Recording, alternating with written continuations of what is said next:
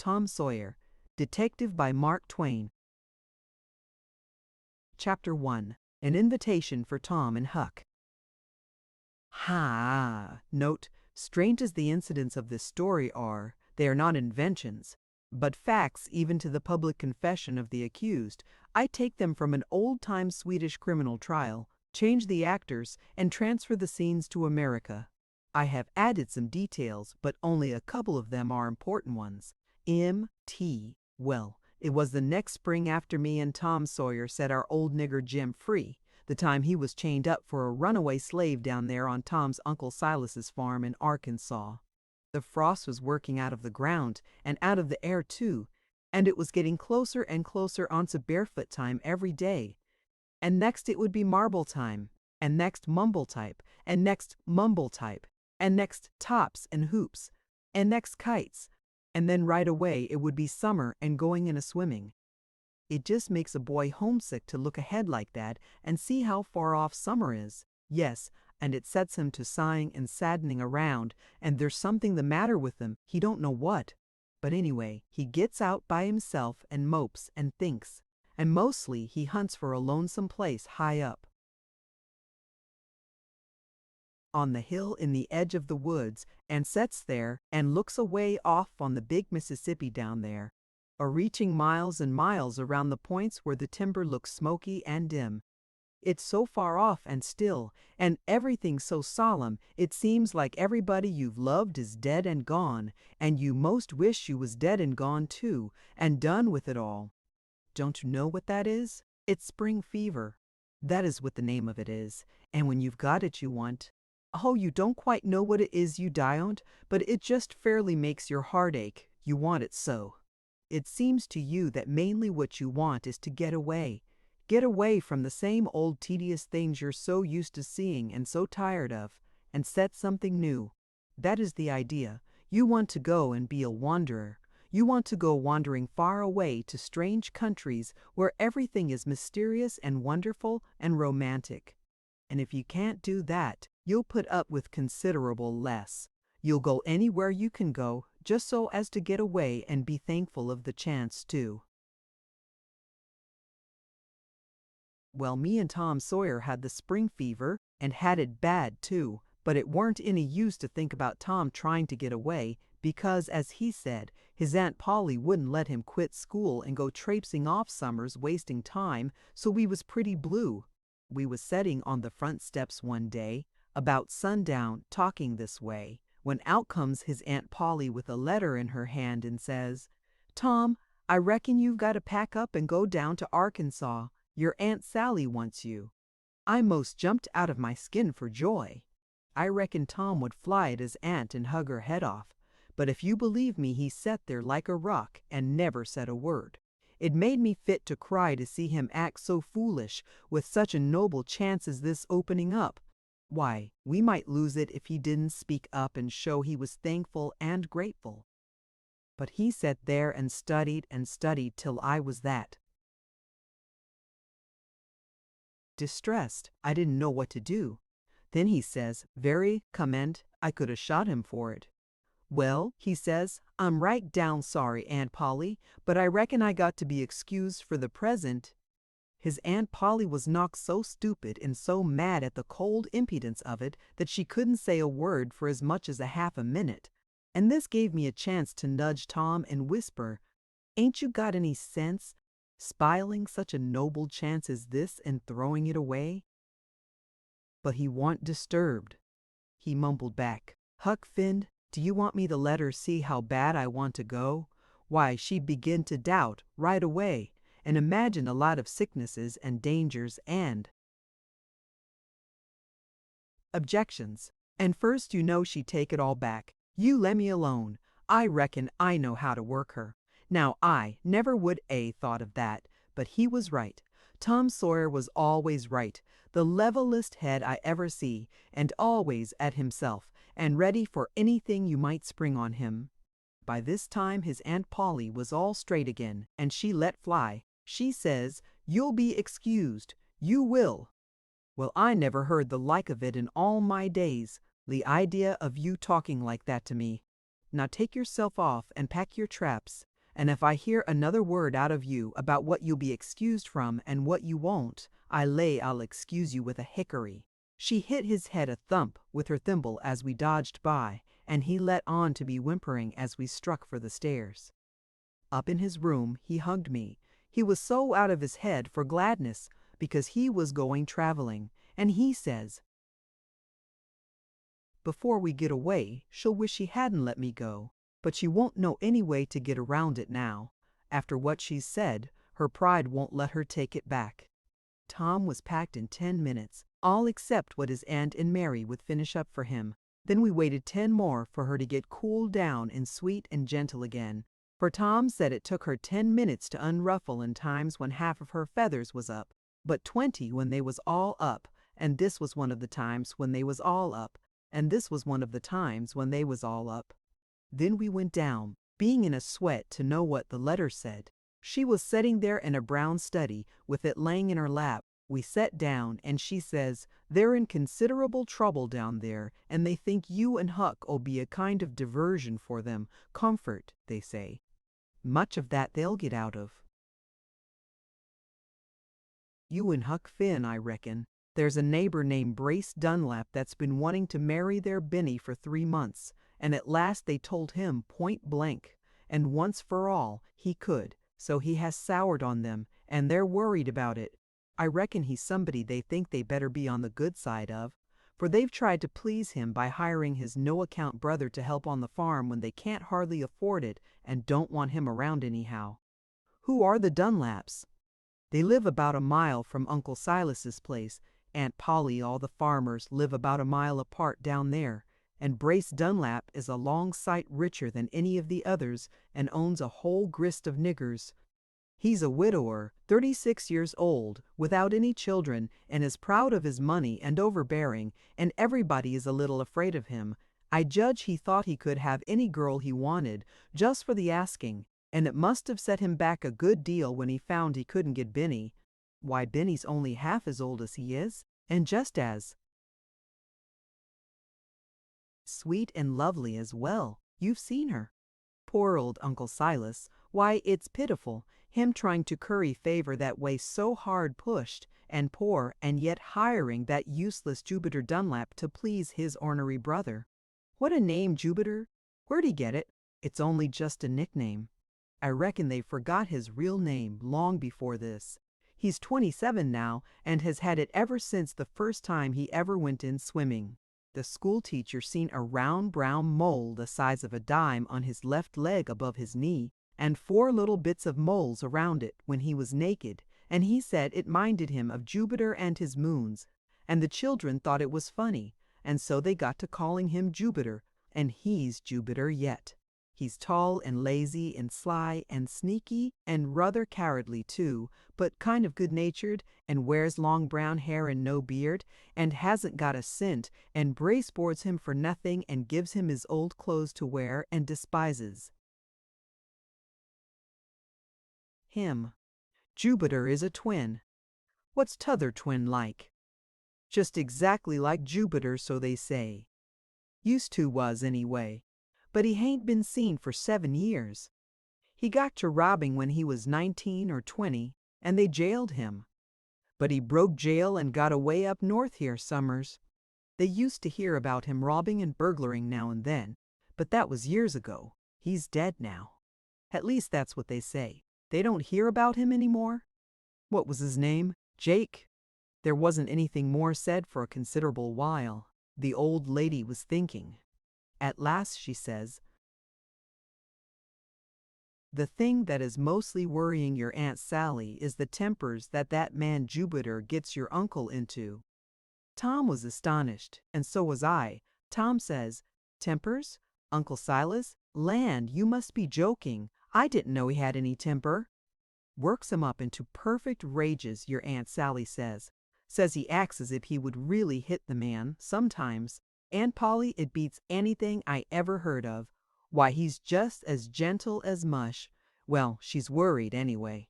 Says your Uncle Silas is like a changed man on account of all this quarreling. And the neighbors talk about it, and lay all the blame on your uncle, of course, because he's a preacher and hain't got any business to quarrel. Your Aunt Sally says he hates to go into the pulpit, he's so ashamed, and the people have begun to cool toward him, and he ain't as popular now as he used to was. Well, ain't it strange? Why, Aunt Polly, he was always so good and kind and moony and absent-minded and chuckle-headed and lovable. Why, he was just an angel. What can be the matter of him, do you reckon? Chapter 2. Jake Dunlap.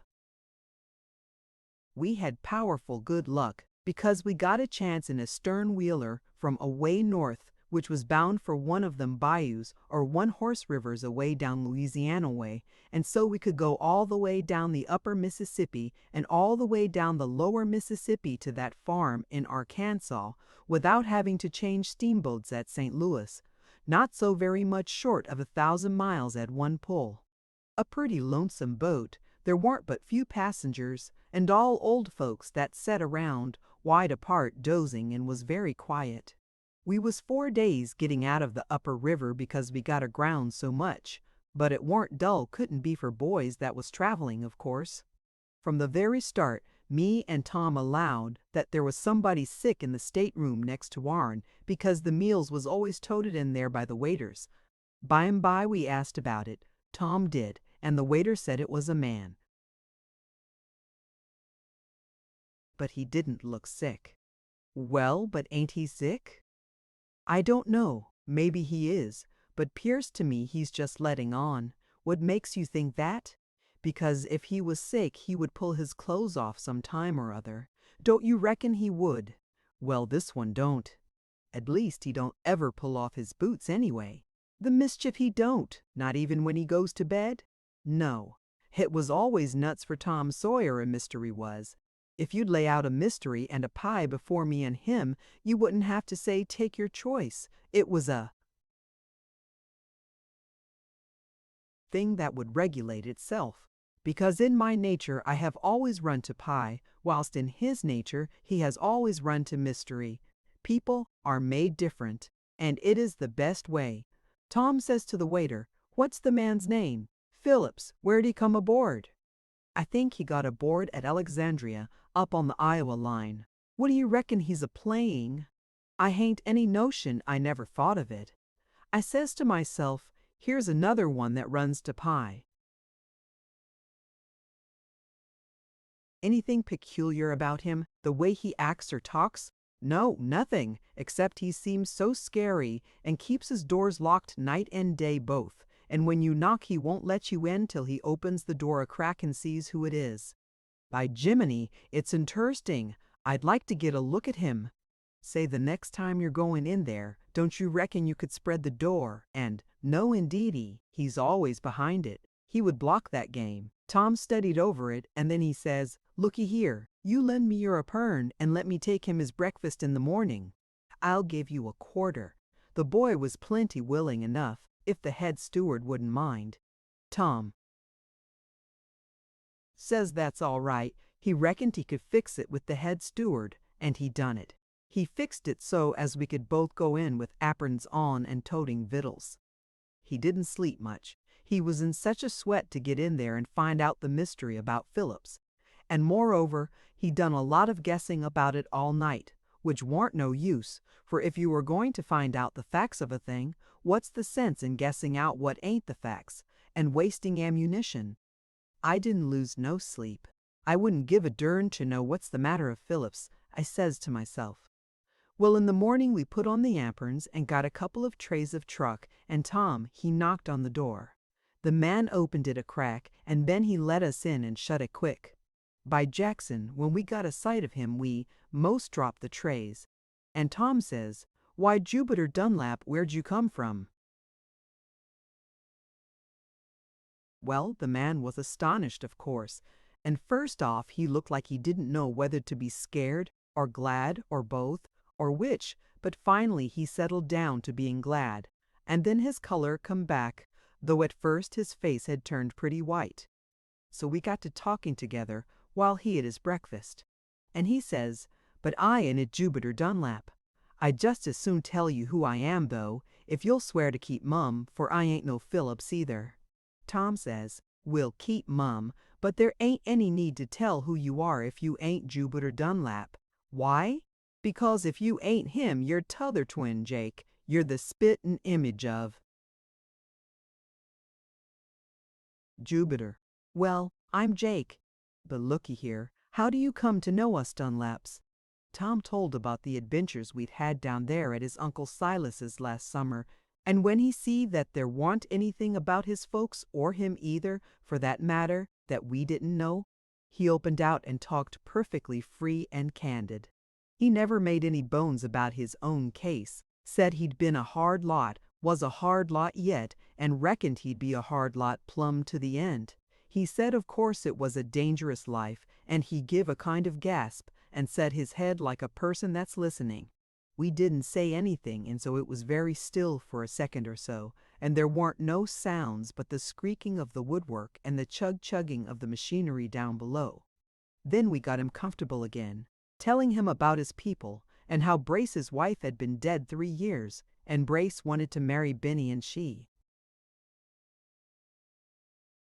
shook him, and Jupiter was working for Uncle Silas, and him and Uncle Silas quarreling all the time, and then he let go and laughed. Land, he says, it's like old times to hear all this tittle-tattle, and does me good. It's been 7 years and more since I heard any. How do they talk about me these days? Who? The farmers and the family. Why, they don't talk about you at all, at least only just a mention once in a long time. The nation, he says, surprised. Why is that? Because they think you are dead long ago. No. Are you speaking true? Honor bright, now. He jumped up, excited. Honor bright, there ain't anybody thinks you are alive. Then I'm saved sure. I'll go home. They'll hide me and save my life. You keep mum. Swear you'll keep mum, swear you'll never tell on me. Oh, boys, be good to a poor devil that's being hunted day and night, and dasn't show his face. I've never done you any harm. I'll never do you any, as God is in the heavens. Swear you'll be good to me, and help me save my life. We'd a swore it if he'd been a dog, and so we done it. Well, he couldn't love us enough for it, or be grateful enough, poor cuss. It was all he could do to keep from hugging us. We talked along, and he got out a little handbag and begun to open it, and told us to turn our backs. We done it, and when he told us to turn our backs, we done it, and when he told us to turn again, he was perfectly different to what he was before. He had on blue goggles, and the naturalist-looking long brown whiskers and mustaches you ever see. His own mother wouldn't a-knowed him. He asked us if he looked like his brother Jupiter now. No, Tom said. There ain't anything left that's like him except the long hair. All right, I'll get that crop close to my head before I get there. Then him and Brace will keep my secret, and I'll live with them as being a stranger, and the neighbors won't ever guess me out. What do you think? Tom, he studied a while. Then he says, well, of course me and Huck are going to keep Mum there. But if you don't keep Mum yourself, there's going to be a little bit of a risk. It ain't much, maybe, but it's a little. I mean, if you talk, won't people notice that your voice is just like Jupiter's? And mightn't it make them think of the twin they reckoned was dead, but maybe after all was hid all this time under another name? By George, he says, you're a sharp one. You're perfectly right. I've got to play deaf and dumb when there's a neighbor around. If I'd a struck for home and forgot that little detail. However, I wasn't striking for home.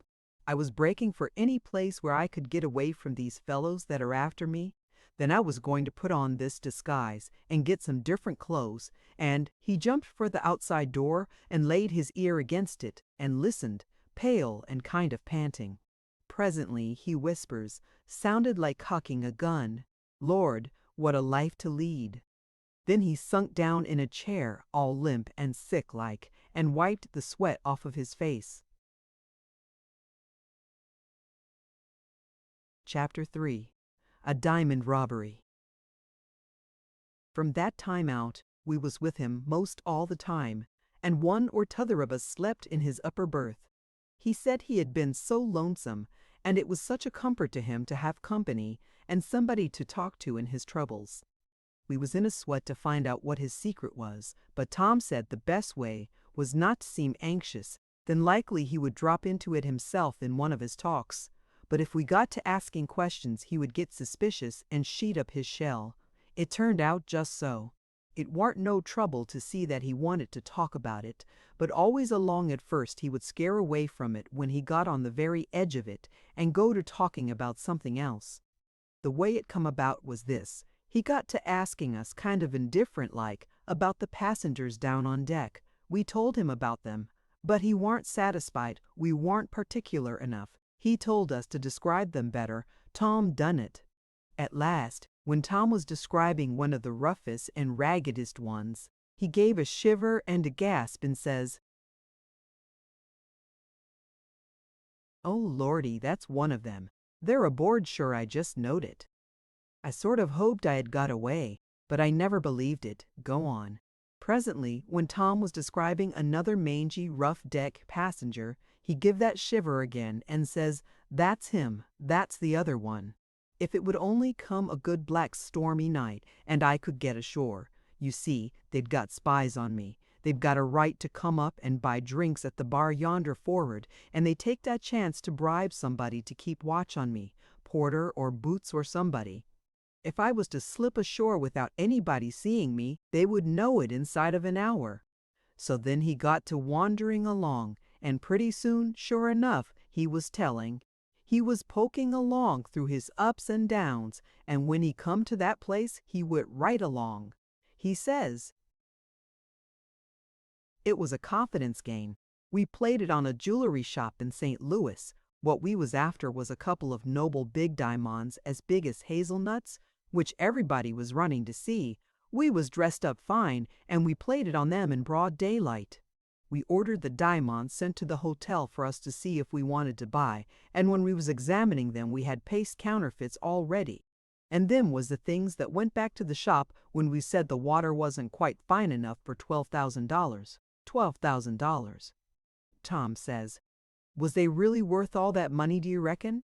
"Every cent of it, and you fellows got away with them. As easy as nothing. I don't reckon the jewelry people know they've been robbed yet, but it wouldn't be good sense to stay around St. Louis, of course, so we considered where we'd go. One was for going one way, one another, so we throwed up, heads or tails, and the upper Mississippi won. We done up the diamonds in a paper and put our names on it and put it in the keep of the hotel clerk, and told him not to ever let either of us have it again without the others was on hand to see it done. Then we went downtown, each by his own self, because I reckon maybe we all had the same notion. I don't know for certain, but I reckon maybe we had. What notion, Tom says, to rob the others. What one take everything after all of you had helped to get it. Certainly. It disgusted Tom Sawyer, and he said it was the orneriest, low-downest thing he ever heard of. But Jake Dunlap said it weren't unusual in the profession. Said when a person was in that line of business, he'd got to look out for his own interest. There weren't nobody else going to do it for him. And then he went on. He says, you see, the trouble was you couldn't divide up 2 diamonds amongst 3. If there'd been 3. But never mind about that. There weren't 3. I loafed along the back streets studying and studying, and I says to myself, I'll haud them diamonds the first chance I get, and I'll have a disguise all ready, and I'll give the boys the slip, and when I'm safe away, I'll put it on, and then let them find me if they can. So I got the false whiskers and the goggles and this countrified suit of clothes and fetched them along back in a handbag. And when I was passing a shop where they sell all sorts of things, I got a glimpse of one of my pals through the window. It was Bud Dixon. I was glad, you bet. I says to myself, I'll see what he buys. So I kept shady and watched. Now what do you reckon it was he bought? Whiskers? Said I. No. Goggles? No. Oh, keep still, Huck Finn, can't you? You're only just hindering all you can. What was it he'd bought, Jake? You'd never guess in the world. It was only just the screwdriver, just a wee little bit of a screwdriver. Well, I declare, what did he want with that? That's what I thought. It was curious. It clean stumped me. I says to myself, what can he want with that thing? Well, when he come out, I stood back out of sight, and then tracked him to a second-hand slop shop and see him buy a red flannel shirt and some old ragged clothes, just the ones he's got on now, as you've described. Then I went down to the wharf and hid my things aboard the upriver boat that we had picked out, and then started back and had another streak of luck. I seen our other pal layin' his stock of old rusty second-handers. We got the diamonds and went aboard the boat. But now we was up a stump, for we couldn't go to bed. We had to set up and watch one another. Pity that was. Pity to put that kind of a strain on us, because there was bad blood between us from a couple of weeks back, and we was only friends in the way of business. Bad anyway, seeing there was only 2 diamonds betwixt 3 men. First we had supper, and then tramped up and down the deck together, smoking till most midnight. Then we went and sat down in my stateroom and locked the doors, and looked in the piece of paper to see if the diamonds was all right, then laid it on the lower berth, right in full sight. And there we set, and by it got to be dreadful hard to keep awake. At last, Bud Dixon he dropped off. As soon as he was snoring a good regular gait that was likely to last, and had his chin on his breast, and looked permanent, Hal Clayton nodded towards the dimans and then towards the outside door, and I understood. I reached and got the paper, and then we stood up and waited perfectly still. Bud never stirred. I turned the key of the outside door very soft and slow, then turned the knob the same way, and we went tiptoeing out onto the guard and shut the door very soft and gentle. There warn't nobody stirring anywhere, and the boat was slipping along, swift and steady, to the big water in the smoky moonlight. We never said a word, but went straight up onto the hurricane deck and plumb back aft, and set down on the end of the skylight. Both of us knowed what that meant without having to explain to one another. Bud Dixon would wake up and miss the swag, and would come straight for us, for he ain't afeard of anything or anybody, that man ain't. He would come, and we would heave him overboard or get killed trying. It made me shiver, because I ain't as brave as some people, but if I showed the white feather well, I knowed better than do that. I kind of hoped the boat would land summers, and we could skip ashore and not have to run the risk of this row. I was so scared of Bud Dixon. But she was an upper river tub, and there warn't no real chance of that. Well, the time strung along, and that fellow never come. Why, it strung along till dawn begun to break, and still he never come. Thunder, I says, what do you make out of this? Ain't it suspicious? Land. Hal says, do you reckon he's playing us? Open the paper. I done it, and by gracious there warn't anything in it but a couple of little pieces of loaf sugar. That's the reason he could sit there and snooze all night so comfortable. Smart? Well, I reckon. He had them 2 papers all fixed and ready, and he had put one of them in place of t'other, right under our noses. We felt pretty cheap, but the thing to do, straight off, was to make a plan, and we done it.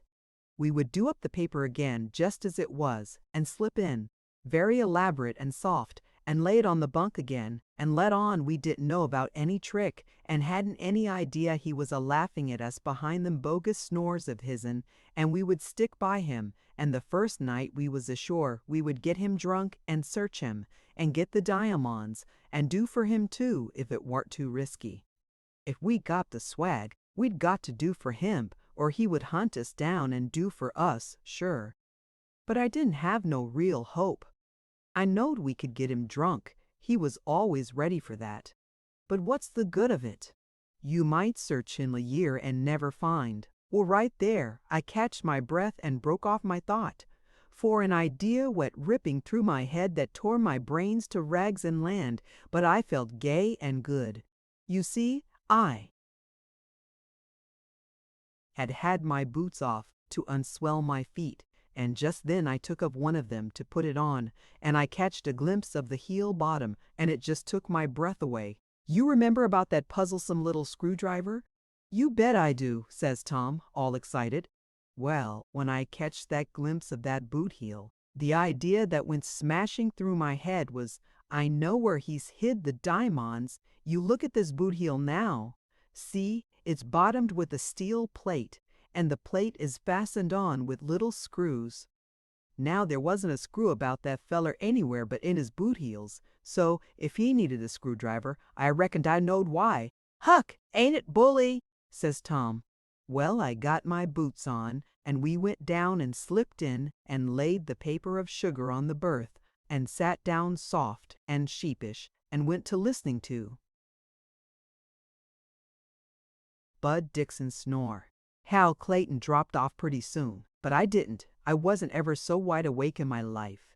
I was spying out from under the shade of my hat brim, searching the floor for leather. It took me a long time, and I begun to think maybe my guess was wrong, but at last I struck it. It laid over by the bulkhead and was nearly the color of the carpet. It was a little round plug, about as thick as the end of your little finger, and I says to myself, there's a diamond in the nest you've come from. Before long, I spied out the plug's mate. Think of the smartness and coolness of that blatherskite. He put up that scheme on us and reasoned out what we would do, and we went ahead and done it perfectly exact, like a couple of pudd'nheads. He sat there and took his own time to unscrew his heel plates and cut out his plugs and stick in the diamonds and screw on his plates again. He allowed we would steal the bogus swag and wait all night for him to come up and get drownded, and by George, it's just what we done. I think it was powerful smart. You bet your life it was, says Tom, just full of admiration. Chapter 4. The Three Sleepers. Well, all day we went through the humbug of watching one another, and it was pretty sickly business for two of us, and hard to act out, I can tell you. About night we landed at one of them little Missouri towns high up toward Iowa, and had supper at the tavern, and got a room upstairs with a cot and a double bed in it, but I dumped my bag under a deal table in the dark hall, while we was moving along it to bed, single file, me last, and the landlord in the lead, with a tallow candle. We had up a lot of whiskey, and went to playing high-low jack for dimes, and as soon as the whiskey begun to take hold of Bud, we stopped drinking, but we didn't let him stop. We loaded him till he fell out of his chair and laid there snoring. We was ready for business now. I said we better pull our boots off, and his'n too, and not make any noise. Then we could pull him and haul him around and ransack him without any trouble. So we done it. I set my boots and Bud's side by side where they be handy. Then we stripped him and searched his seams and his pockets and his socks and the inside of his boots and everything, and searched his bundle. Never found any diamonds. We found the screwdriver, and Hal says, "What do you reckon he wanted with that?" I said I didn't know, but when he wasn't looking, I hooked it. At last Hal, he looked beat and discouraged, and said we'd got to give it up. That was what I was waiting for. I says, "There's one place we hain't searched." "What place is that?" he says. "His stomach?" By gracious, I never thought of that. Now we're on the home stretch, to a dead moral certainty. How will we manage? Well, I says, just stay by him till I turn out and hunt up a drugstore, and I reckon I'll fetch something that'll make them diamonds tired of the company they're keeping. He said that's the ticket, and with him looking straight at me, I slid myself into Bud's boots instead of my own, and he never noticed. They was just a shade large for me, but that was considerable better than being too small. I got my bag as I went a-groping through the hall, and in about a minute I was out the back way and stretching up the river road at a 5-mile gait. And not feeling so very bad, neither walking on diamonds don't have no such effect. When I had gone 15 minutes, I says to myself, there's more'n a mile behind me, and everything quiet. Another 5 minutes, and I says there's considerable more land behind me now, and there's a man back there that's begun to wonder what's the trouble. Another 5, and I says to myself, he's getting real uneasy. He's walking the floor now. Another 5, and I says to myself, there's 2.5 miles behind me, and he's awful uneasy beginning to. Cuss, I reckon. Pretty soon I says to myself, 40 minutes gone. He no steers something up. 50 minutes. The truth's a busting on him now. He is reckoning I found the diamonds whilst we was searching and shoved them in my pocket and never let on. Yes, and he's starting out to hunt for me. He'll hunt for new tracks in the dust, and they'll as likely send him down the river as up. Just then, I see a man coming down on a mule, and before I thought I jumped into the bush. It was stupid. When he got abreast, he stopped and waited a little for me to come out. Then he rode on again. But I didn't feel gay anymore. I says to myself, I've botched my chances by that. I surely have, if he meets up with Hal Clayton. Well, about 3 in the morning I fetched Alexandria and see this stern wheeler laying there, and was very glad, because I felt perfectly safe. Now you know. It was just daybreak. I went aboard and got this stateroom and put on these clothes and went up in the pilot house to watch, though I didn't reckon there was any need of it. I sat there and played with my diamonds and waited for the boat to start, but she didn't. You see, they was mending her machinery, but I didn't know anything about it, not being very much used to steamboats. Well, to cut the tale short, we never left there till plumb noon, and long before that I was hid in the stateroom, for before breakfast I see a man coming, a way off, that had a gait like Hal Clayton's, and it made me just sick. I says to myself, if he finds out I'm aboard this boat, he's got me like a rat in a trap. All he's got to do is to have me watched, and wait till I slip ashore, thinking he is 1,000 miles away, then slip after me and dog me to a good place and make me give up the diamonds, and then I know what he'll do. Ain't it awful? And now to think the other one's aboard, too. Oh, ain't it hard luck, boys, ain't it hard? But you'll help save me, won't you? Oh, boys, be good to a poor devil that's being hunted to death, and save me. I'll worship the very ground you walk on.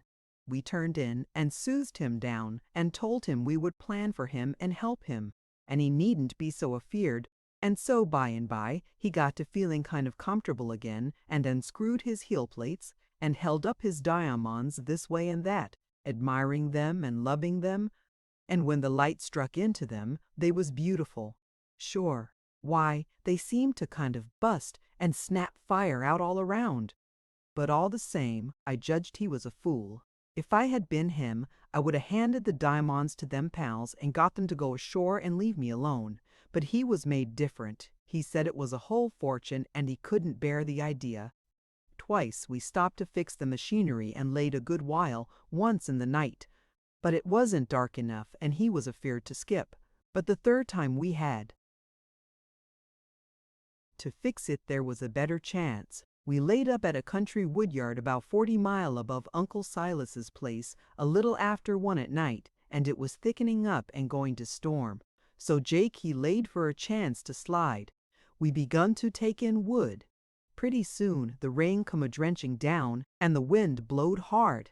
Of course every boat hand fixed a gunny sack and put it on like a bonnet, the way they do when they are toting wood, and we got one for Jake, and he slipped down aft with his handbag and come trapping for'ard just like the rest, and walked ashore with them, and when we see him pass out of the light of the torch basket and get swallowed up in the dark, we got our breath again and just felt grateful and splendid. But it wasn't for long. Somebody told, I reckon, for in about 8 or 10 minutes them 2 pals come tearing for'ard as tight as they could jump and darted ashore, and was gone. We waited plumb till dawn for them to come back, and kept hoping they would. But they never did. We was awful sorry and low-spirited. All the hope we had was that Jake had got such a start that they couldn't get on his track, and he would get to his brother's and hide there and be safe. He was going to take the river road and told us to find out if Brace and Jupiter was to home and no strangers there, and then slip out about sundown and tell him. said he would wait for us in a little bunch of sycamores right back of Tom's Uncle Silas's taquar field on the river road, a lonesome place. We sat and talked a long time about his chances, and Tom said he was all right if the pals struck up the river instead of down, but it wasn't likely, because maybe they knowed where he was from. More likely they would go right and dog him all day, him not suspecting, and kill him when it come dark and take the brutes, so we was pretty sorrowful. Chapter 5. A Tragedy in the Woods. We didn't get done tinkering the machinery till the way late in the afternoon, and so it was so close to sundown when we got home that we never stopped on our road, but made a break for the sycamores as tight as we could go to tell Jake what the delay was and have him wait till we could go to Brace's and find out how things was there. It was getting pretty dim by the time we turned the corner of the woods, sweating and panting with that long run, and see the sycamores 30 yards ahead of us. And just then we see a couple of men run into the bunch and heard 2 or 3 terrible screams for help. "Poor Jake is killed, sure," we says. We was scared through and through, and broke for the topicker field and hid there, trembling so our clothes would hardly stay on. And just as we skipped in there, a couple of men went tearing by, and into the bunch they went, and in a second out jumps 4 men and took out up the road as tight as they could go, 2 chasing 2. We laid down, kind of weak and sick, and listened for more sounds but didn't hear none for a good while, but just our hearts. We was thinking of that awful thing laying yonder in the sycamores, and it seemed like being that close to a ghost, and it give me the cold shudders. The moon come a swelling up out of the ground, now powerful big and round and bright, behind a comb of trees, like a face looking through prison bars, and the black shadows in white places begun to creep around, and it was miserable quiet and still and night breezy and graveyardy and scary. All of a sudden Tom whispers, "Look, what's that?" "Don't," I says. "Don't take a person by surprise that way. I'm most ready to die anyway without you doing that. Look, I tell you. It's something coming out of the sycamores." "Don't, Tom." "It's terrible tall." "Oh, lordy, lordy. Let's keep still. It's a coming this way." He was so excited he could hardly get breath enough to whisper. I had to look. I couldn't help it. So now we was both on our knees with our chins on a fence rail and gazing, yes, and gasping too. It was coming down the road, coming in the shadow of the trees, and you couldn't see it good. Not till it was pretty close to us. Then it stepped into a bright splotch of moonlight and we sunk right down in our tracks. It was Jake Dunlap's ghost. That was what we said to ourselves. We couldn't stir for a minute or two. Then it was gone. We talked about it in low voices. Tom says they're mostly dim and smoky, or like they're made out of fog, but this one wasn't. "No," I says. "I seen the goggles and the whiskers perfectly plain." "Yes, and the very colors in them loud countrified Sunday clothes plaid breeches, green and black, cotton velvet waistcoat, fire red and yaller squares, leather straps to the bottoms of the breeches legs and one of them hanging unbuttoned and yes, and that hat, what a hat for a ghost to wear. You see it was the first season anybody wore that kind, a black stiff-brimmed stovepipe, very high and not smooth, with a round top, just like a sugar loaf." "Did you notice if its hair was the same, Huck?" "No, seems to me. I did. Then again it seems to me I didn't." "I didn't either, but it had its bag along, I noticed that." "So did I. How can there be a ghost bag, Tom?" "Sho! I wouldn't be as ignorant as that if I was you, Huck Finn." Whatever a ghost has turns to ghost stuff. They've got to have their things like anybody else. You see, yourself, that its clothes was turned to ghost stuff. Well then, what's to hinder its bag from turning too? Of course it done it. That was reasonable. I couldn't find no fault with it. Bill Withers and his brother Jack come along by, talking, and Jack says, "What do you reckon he was toting?" "I don't know, but it was pretty heavy." "Yes, all he could lug. Nigger stealing corn from old Parson Silas, I judged. So did I. And so I allowed I wouldn't let on to see him. That's me too. Then they both laughed and went on out of hearing. It showed how unpopular old Uncle Silas had got to be now. They wouldn't let a nigger steal anybody else's corn and never done anything to him. We heard some more voices mumbling along towards us and getting louder, and sometimes a cackle of a laugh. It was Limbeeb and Jim Lane. Jim Lane says, "Who? Jupiter Dunlap?" "Yes." "Oh, I don't know. I reckon so. I seen him spading up some ground along about an hour ago, just before sundown, him and the parson. Said he guessed he wouldn't go tonight, but we could have his dog if we wanted him. Too tired, I reckon. Yes, worked so hard. Oh, you bet." They cackled at that and went on by. Tom said we better jump out and tag along after them because they was going our way and it wouldn't be comfortable to run across the ghost all by ourselves. So we done it and got home all right. That night was the 2nd of September, a Saturday. I shan't ever forget it. You'll see why pretty soon. Chapter 6. Plans to secure the diamonds. We tramped along behind Jim and Lim till we come to the back stile where old Jim's cabin was, that he was captivated in, the time we set him free, and here come the dogs piling around us to say howdy, and there was the lights of the house too, so we weren't afeared any more, and was going to climb over, but Tom says, "Hold on, sit down here a minute." "By George." "What's the matter?" says I. "Matter enough," he says. "Wasn't you expecting we would be the first to tell the family who it is that's been killed yonder in the sycamores, and all about them rapscallions that done it? And about the diamonds they've smudged off of the corpse and painted up fine, and have the glory of being the ones that knows a lot more about it than anybody else? Why, of course, it wouldn't be you, Tom Sawyer, if you was to let such a chance go by. I reckon it ain't going to suffer none for lack of paint," I says, "when you start in to scallop the facts."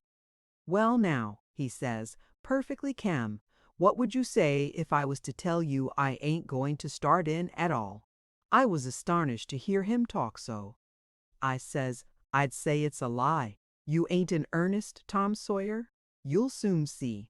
Was the ghost barefooted?" "No, it wasn't. What of it? You wait, I'll show you what. Did it have its boots on?" "Yes, I seen them plain." "Swear it?" "Yes, I swear it." "So do I. Now do you know what that means?" "No. What does it mean?" "Means that them thieves didn't get the diamonds." "Jiminy! What makes you think that?" "I don't only think it, I know it. Didn't the breeches and goggles and whiskers and handbag and every blessed thing turn to ghost stuff? Everything it had on turned, didn't it? It shows that the reason its boots turned too was because it still had them on after it started to go hanting around, and if that ain't proof that them bletherskites didn't get the boots, I'd like to know what you'd call proof. Think of that now. I never see such a head as that boy had. Why, I had eyes and I could see things, but they never meant nothing to me. But Tom Sawyer was different. When Tom Sawyer seen a thing, it just got up on its hind legs and talked to him, told him everything it knowed. I never see such a head. "Tom Sawyer," I says, "I'll say it again as I've said it a many a time before, I ain't fittin' to black your boots. But that's all right, that's neither here nor there. God Almighty made us all, and some he gives eyes that's blind, and some he gives eyes that can see, and I reckon it ain't none of our lookout what he done it for. It's all right, or he'd have fixed it some other way." "Go on." "I see plenty plain enough now that them thieves didn't get way with the diamonds. Why didn't they, do you reckon? Because they got chased away by them other two men before they could pull the boots off of the corpse." "That's so. I see it now. But looky here, Tom, why ain't we to go and tell about it?" "Oh, shucks, Huck Finn, can't you see? Look at it. What's a going to happen? There's going to be an inquest in the morning." Them two men will tell how they heard the yells and rushed there, just in time to not save the stranger. Then the jury'll twaddle and twaddle and twaddle, and finally they'll fetch in a verdict that he got shot or stuck or busted over the head with something, and come to his death by the inspiration of God. And after they've buried him, they'll auction off his things for to pay the expenses, and then's our chance. How, Tom? Buy the boots for $2. Well, it most took my breath.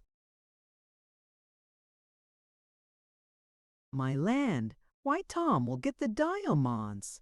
You bet. Someday there'll be a big reward offered for them, $1,000, sure. That's our money. Now we'll trot in and see the folks.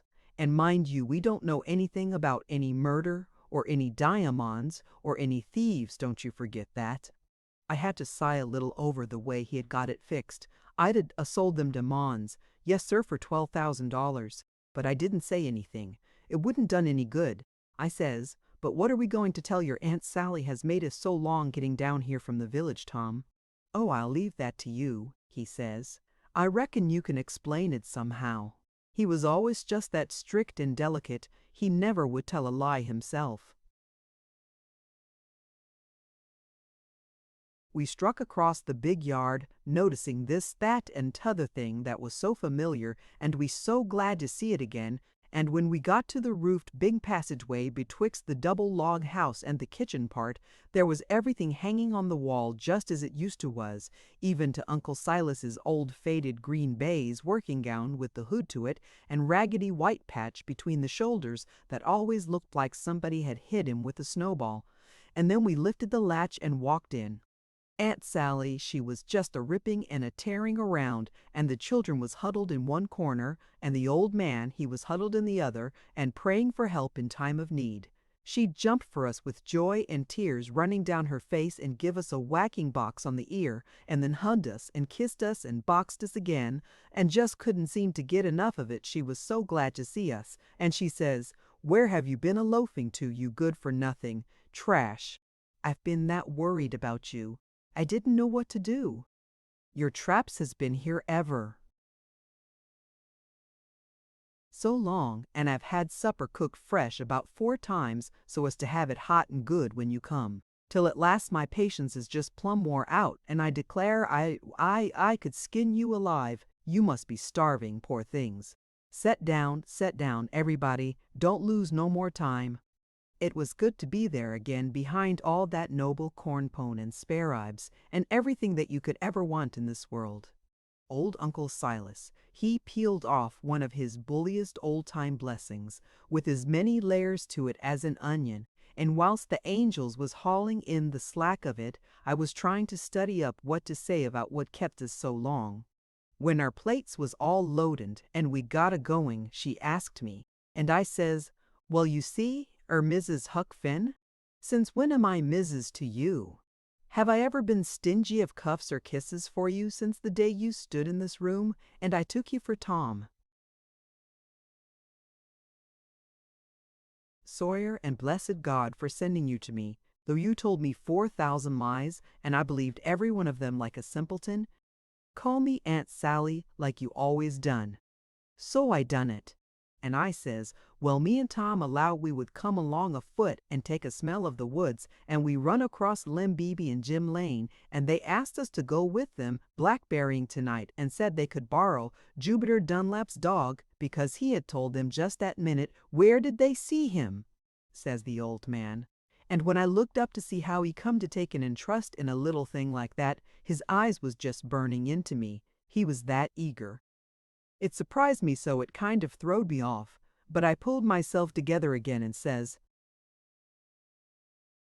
"It was when he was spading up some ground along with you, towards sundown or along there. He only said, in a kind of a disappointed way, and didn't take no more in trust. So I went on. I says, well then, as I was a-saying, that'll do, you needn't go no furder. It was Aunt Sally." She was boring right into me with her eyes, and very indignant. "Huck Finn," she says, "how'd the men come to talk about going a-blackberrying in September in this region?" I see I had slipped up, and I couldn't say a word. She waited, still a-gazing at me, Then she says, "And how'd they come to strike that idiot idea of going a blackberrying in the night?" "Well, Mom, they told us they had a lantern and—" "Oh, shut up, do! Looky here, what was they going to do with a dog? Hunt blackberries with it? I think, Mom, now, Tom Sawyer, what kind of a lie are you fixing your mouth to contribute to this mess of rubbish? Speak out, and I warn you before you begin that I don't believe a word of it. You and Huck's been up to something you know business to. I know it perfectly well. I know you, both of you. Now you explain that dog, and them blackberries, and the lantern, and the rest of that rot, and mind you talk as straight as a string, do you hear? Tom." He looked considerable hurt and says, very dignified, "It is a pity if Huck is to be talked to that way, just for making a little bit of a mistake that anybody could make." "What mistake has he made?" "Why, only the mistake of saying blackberries when of course he meant strawberries. Tom Sawyer, I lay if you aggravate me a little more, I'll Aunt Sally, without knowing it. And of course without intending it you are in the wrong. If you'd studied natural history the way you ought, you would know that all over the world except just here in Arkansas, they always hunt strawberries with a dog and a lantern. But she busted in on him there and just piled into him and snowed him under. She was so mad she couldn't get the words out fast enough, and she gushed them out in one everlasting freshet. That was what Tom Sawyer was after, he allowed. To work her up and get her started, and then leave her alone, and let her burn herself out. Then she would be so aggravated with that subject that she wouldn't say another word about it, nor let anybody else. Well, it happened just so. When she was tuckered out and had to hold up, he says, quite calm, and yet, all the same, "Aunt Sally, shut up," she says. "I don't want to hear another word out of you." So we was perfectly safe then, and didn't have no more trouble about that delay. Tom done it elegant. Chapter 7. A Night's Vigil. Benny, she was looking pretty sober, and she sighed some now and then, but pretty soon she got to asking about Mary and Sid and Tom's Aunt Polly, and then Aunt Sally's clouds cleared off, and she got in a good humor and joined in on the questions and was her lovingest best self, and so the rest of the supper went along gay and pleasant.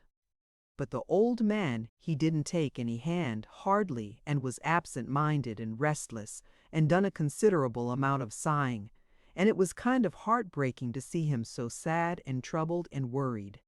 By and by, a spell after supper, come a nigger and knocked on the door and put his head in with his old straw hat in his hand, bowing and scraping, and said his Marse Brace was out at the stale and wanted his brother, and was getting tired waiting supper for him, and would Marse Sisal please tell him where he was. I never see Uncle Silas speak up so sharp and fractious before. He says, "Am I his brother's keeper?" And then he kind of wilted together and looked like he wished he hadn't spoken so, and then he says very gentle, "But you needn't say that, Billy. I was took sudden and irritable, and I ain't very well these days, and not hardly responsible. Tell him he ain't here." And when the nigger was gone, he got up and walked the floor, backwards and forwards, mumbling and muttering to himself and plowing his hands through his hair. It was real pitiful to see him. "Aunt Sally," she whispered to us, and told us not to take notice of him. It embarrassed him. She said he was always thinking and thinking since these troubles come on, and she allowed he didn't. More'n about half know what he was about when the thinking spells was on him, and she said he walked in his sleep considerable more now than he used to, and sometimes wandered around over the house and even outdoors in his sleep, and if we catched him at it, we must let him alone and not disturb him. She said she reckoned it didn't do him no harm, and maybe it done him good. She said Benny was the only one that was much help to him these days. Said Benny appeared to know just when to try to soothe him and when to leave him alone. So he kept on tramping up and down the floor and muttering, till by and by he begun to look pretty tired. Then Benny she went and snuggled up to his side and put one hand in his and one arm around his waist and walked with him, and he smiled down on her and reached down and kissed her, and so, little by little, the trouble went out of his face, and she persuaded him off to his room. They had very petting ways together, and it was uncommon pretty to see. Aunt Sally, she was busy getting the children ready for bed. So by and by it got dull and tedious, and me and Tom took a turn in the moonlight, and fetched up in the watermelon patch and ate one, and had a good deal of talk. And Tom said he'd bet the quarreling was all Jupiter's fault, and he was going to be on hand the first time he got a chance and see, and if it was so, he was going to do his level best to get Uncle Silas to turn him off. And so we talked and smoked and stuffed watermelons much as 2 hours, and then it was pretty late, and when we got back the house was quiet and dark, and everybody gone to bed. Tom, he always seen everything, and now he see that the old green baize work gown was gone, and said it wasn't gone when he went out. So he allowed it was curious, and then we went up to bed. We could hear Benny stirring around in her room, which was next to our'n, and judged she was worried a good deal about her father and couldn't sleep. We found we couldn't, neither. So we sat up a long time and smoked and talked in a low voice, and felt pretty dull and downhearted. We talked the murder and the ghost over and over again, and got so creepy and crawly we couldn't get sleepy nohow and no way. By and by, when it was away late in the night and all the sounds was late sounds, and solemn, Tom nudged me and whispers to me to look, and I done it, and there we see a man poking around in the yard like he didn't know just what he wanted to do, but it was pretty dim, and we couldn't see him good. Then he started for the stile, and as he went over it, the moon came out strong, and he had a long-handled shovel over his shoulder, and we see the white patch on the old work gown. So Tom says, he's a walking in his sleep. I wish we was allowed to follow him and see where he's going to. There he's turned down by the Tobacker field, out of sight now. It's a dreadful pity he can't rest no better. We waited a long time, but he didn't come back any more, or if he did, he come around the other way. So at last we was tuckered out and went to sleep and had nightmares, a million of them. But before dawn we was awake again, because meantime a storm had come up and been raging, and the thunder and lightning was awful, and the wind was a thrashing the trees around, and the rain was driving down in slanting sheets, and the gullies was running rivers. Tom says, "Looky here, Huck, I'll tell you one thing that's mighty curious. Up to the time we went out last night, the family hadn't heard about Jake Dunlap being murdered. Now the men that chased Hal Clayton and Bud Dixon away would spread the thing around in a half an hour, and every neighbor that heard it would shin out and fly around from one farm to t'other and try to be the first to tell the news. Land, they don't have such a big thing as that to tell twice in 30 year. Huck, it's mighty strange. I don't understand it." So then he was in a fidget for the rain to let up, so we could turn out and run across some of the people and see if they would say anything about it to us. And he said if they did, we must be horribly surprised and shocked. We was out and gone the minute the rain stopped. It was just broad day then. We loafed along up the road, and now and then met a person and stopped and said howdy, and told him when we come, and how we left the folks at home, and how long we was going to stay, and all that. But none of them said a word about that thing, which was just astonishing and no mistake. Tom said he believed if we went to the sycamores, we would find that body laying there solitary and alone, and not a soul around. Said he believed the men chased the thieves so far into the woods that the thieves probably seen a good chance and turned on them at last, and maybe they all killed each other, and so there wasn't anybody left to tell. First we knowed, gabbling along that away, we was right at the sycamores. The cold chills trickled down my back, and I wouldn't budge another step for all Tom's persuading. But he couldn't hold in, he'd got to see if the boots was safe on that body yet. So he crope in, and the next minute out, he come again with his eyes bulging, he was so excited, and says, Huck, it's gone. I was astonished. I says, Tom, you don't mean it. It's gone, sure. There ain't a sign of it. The ground is trampled some, but if there was any blood, it's all washed away by the storm, for it's all puddles and slush in there. At last I give in and went and took a look myself, and it was just as Tom said, there wasn't a sign of a corpse. Durn it, I says, the diamonds is gone. Don't you reckon the thieves slunk back and lug him off, Tom? Looks like it. It just does. Now where'd they hide him, do you reckon? I don't know, I says, disgusted. And what's more, I don't care. They'd got the boots, and that's all I cared about. He'll lay around these woods a long time before I hunt him up. Tom didn't feel no more'n trust in him neither, only curiosity to know what come of him. But he said we'd lay low and keep dark, and it wouldn't be long till the dogs or somebody rousted him out. We went back home to breakfast ever so bothered, and put out and disappointed and swindled. I warn't ever so down on a corpse before. Chapter 8. Talking with the Ghost. It warn't very cheerful at breakfast. Aunt Sally, she looked old and tired, and let the children snarl and fuss at one another, and didn't seem to notice it was going on, which wasn't her usual style. Me and Tom had a plenty to think about without talking. Benny, she looked like she hadn't had much sleep, and whenever she'd lift her head a little and steal a look towards her father, you could see there was tears in her eyes. And as for the old man, his things and his plate, and got cold without him knowing they was there. I reckon, for he was thinking, and never a tight, art called, and never move them not.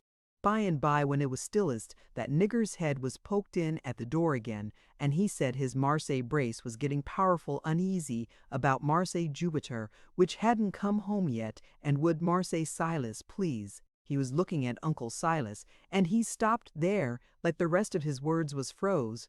For Uncle Silas, he rose up shaky and steadied himself, leaning his fingers on the table, and he was panting, and his eyes was set on the nigger, and he kept swallowing and put his other hand up to his throat a couple of times, and at last he got his words started and says, does he think, what does he think? Tell him. Then he sunk down in his chair limp and weak, and says, so as you could hardly hear him, go away, go away. The nigger looked scared and cleared out, and we all felt well. I don't know how we felt, but it was awful, with the old man panting there, and his eyes set and looking like a person that was dying. None of us could budge. But Benny, she slid around soft, with her tears running down, and stood by his side, and nestled his old gray head up against her, and begun to stroke it and pet it with her hands, and nodded to us to go away, and we done it, going out very quiet, like the dead was there. Me and Tom struck out for the woods mighty solemn, and saying how different. It was now to what it was last summer when we was here, and everything was so peaceful and happy, and everybody thought so much of Uncle Silas, and he was so cheerful and simple-hearted and puttin'-headed and good. And now look at him. If he hadn't lost his mind, he wasn't much short of it. That was what we allowed.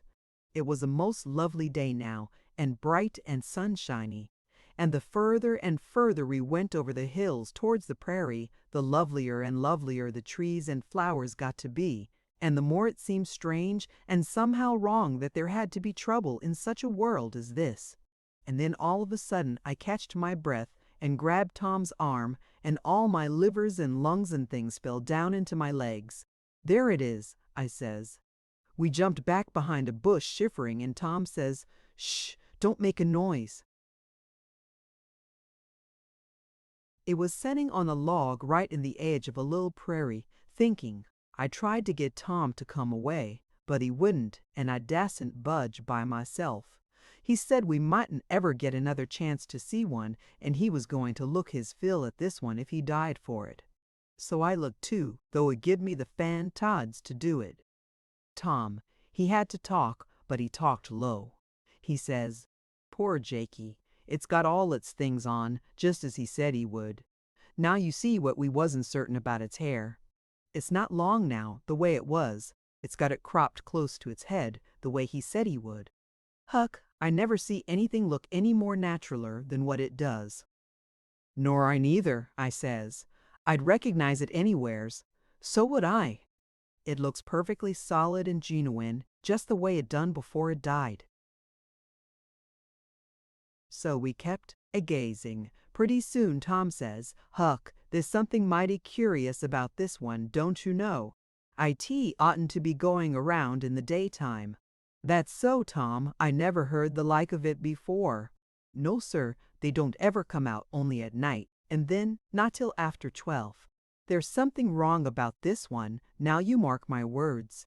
I don't believe it's got any right to be around in the daytime. But don't it look natural? Jake was going to play deaf and dumb here, so the neighbors wouldn't know his voice. Do you reckon it would do that if we was to holler at it? Lordy, Tom, don't talk so. If you was to holler at it, I'd die in my tracks. Don't you worry, I ain't going to holler at it. Look, Huck, it's a-scratching its head, don't you see? Well, what of it? Why, this. What's the sense of it scratching its head? There ain't anything there to itch. Its head is made out of fog or something like that, and can't itch. A fog can't itch. Any fool knows that. Well then, if it don't itch and can't itch, what in the nation is it scratching it for? Ain't it just habit, don't you reckon? No, sir, I don't.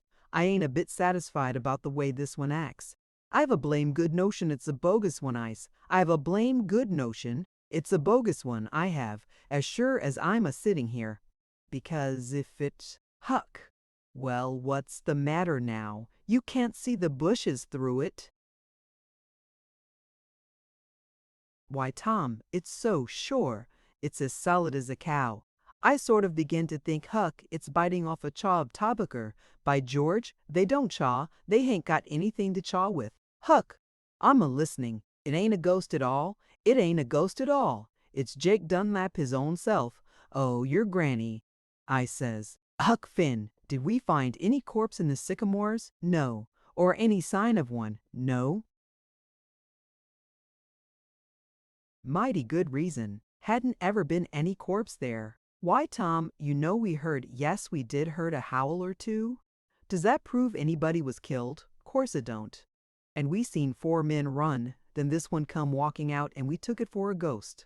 No more ghost than you are. It was Jake Dunlap his own self, and it's Jake Dunlap now. He's been and got his hair cropped the way he said he would, and he's playing himself for a stranger, just the same as he said he would. Ghost? Hum, he's as sound as a nut. Then I see it all, and how we had took too much for granted. I was powerful glad he didn't get killed, and so was Tom, and we wondered which he would like the best for us, to never let on to know him, or how. Tom reckoned the best way would be to go and ask him. So we started. But I kept a little behind, because I didn't know, but it might be a ghost after all. When Tom got to where he was, he says, Me and Huck's mighty glad to see you again, and you needn't be afeard we'll tell. And if you think it'll be safer for you if we don't let on to know you when we run across you, say the word and you'll see you can depend on us, and would rather cut our hands off than get you into the least little bit of danger. First off, he looked surprised to see us, and not very glad either. But as Tom went on, he looked pleasanter, and when he was done he smiled, and nodded his head several times, and made signs with his hands, and says, Goo goo goo goo, the way deef and dummies does. Just then we see some of Steve Nickerson's people coming that live t'other side of the prairie, so Tom says, You do it elegant. I never see anybody do it better. You're right. Play it on us. 2. Play it on us same as the others. It'll keep you in practice and prevent you making blunders. We'll keep away from you and let on we don't know you, but any time we can be any help, you just let us know.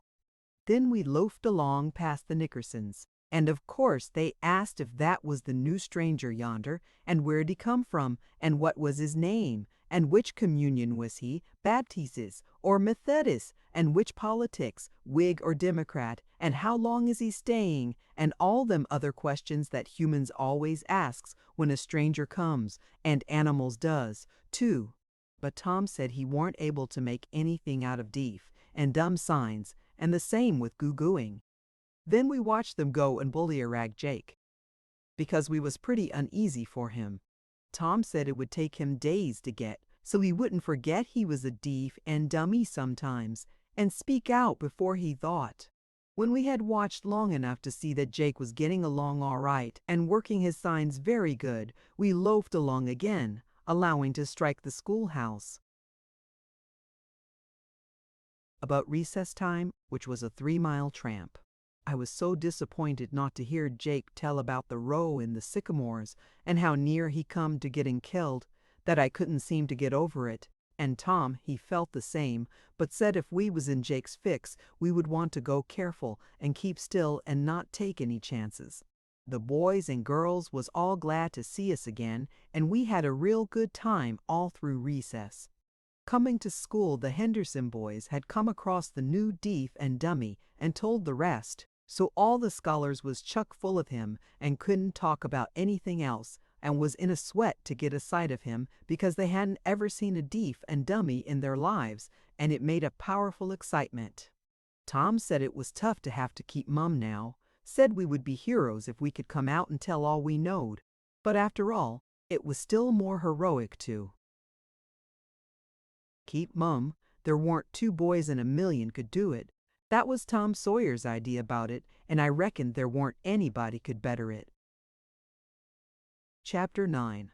Finding of Jupiter Dunlap. In the next 2 or 3 days, Dummy, he got to be powerful popular.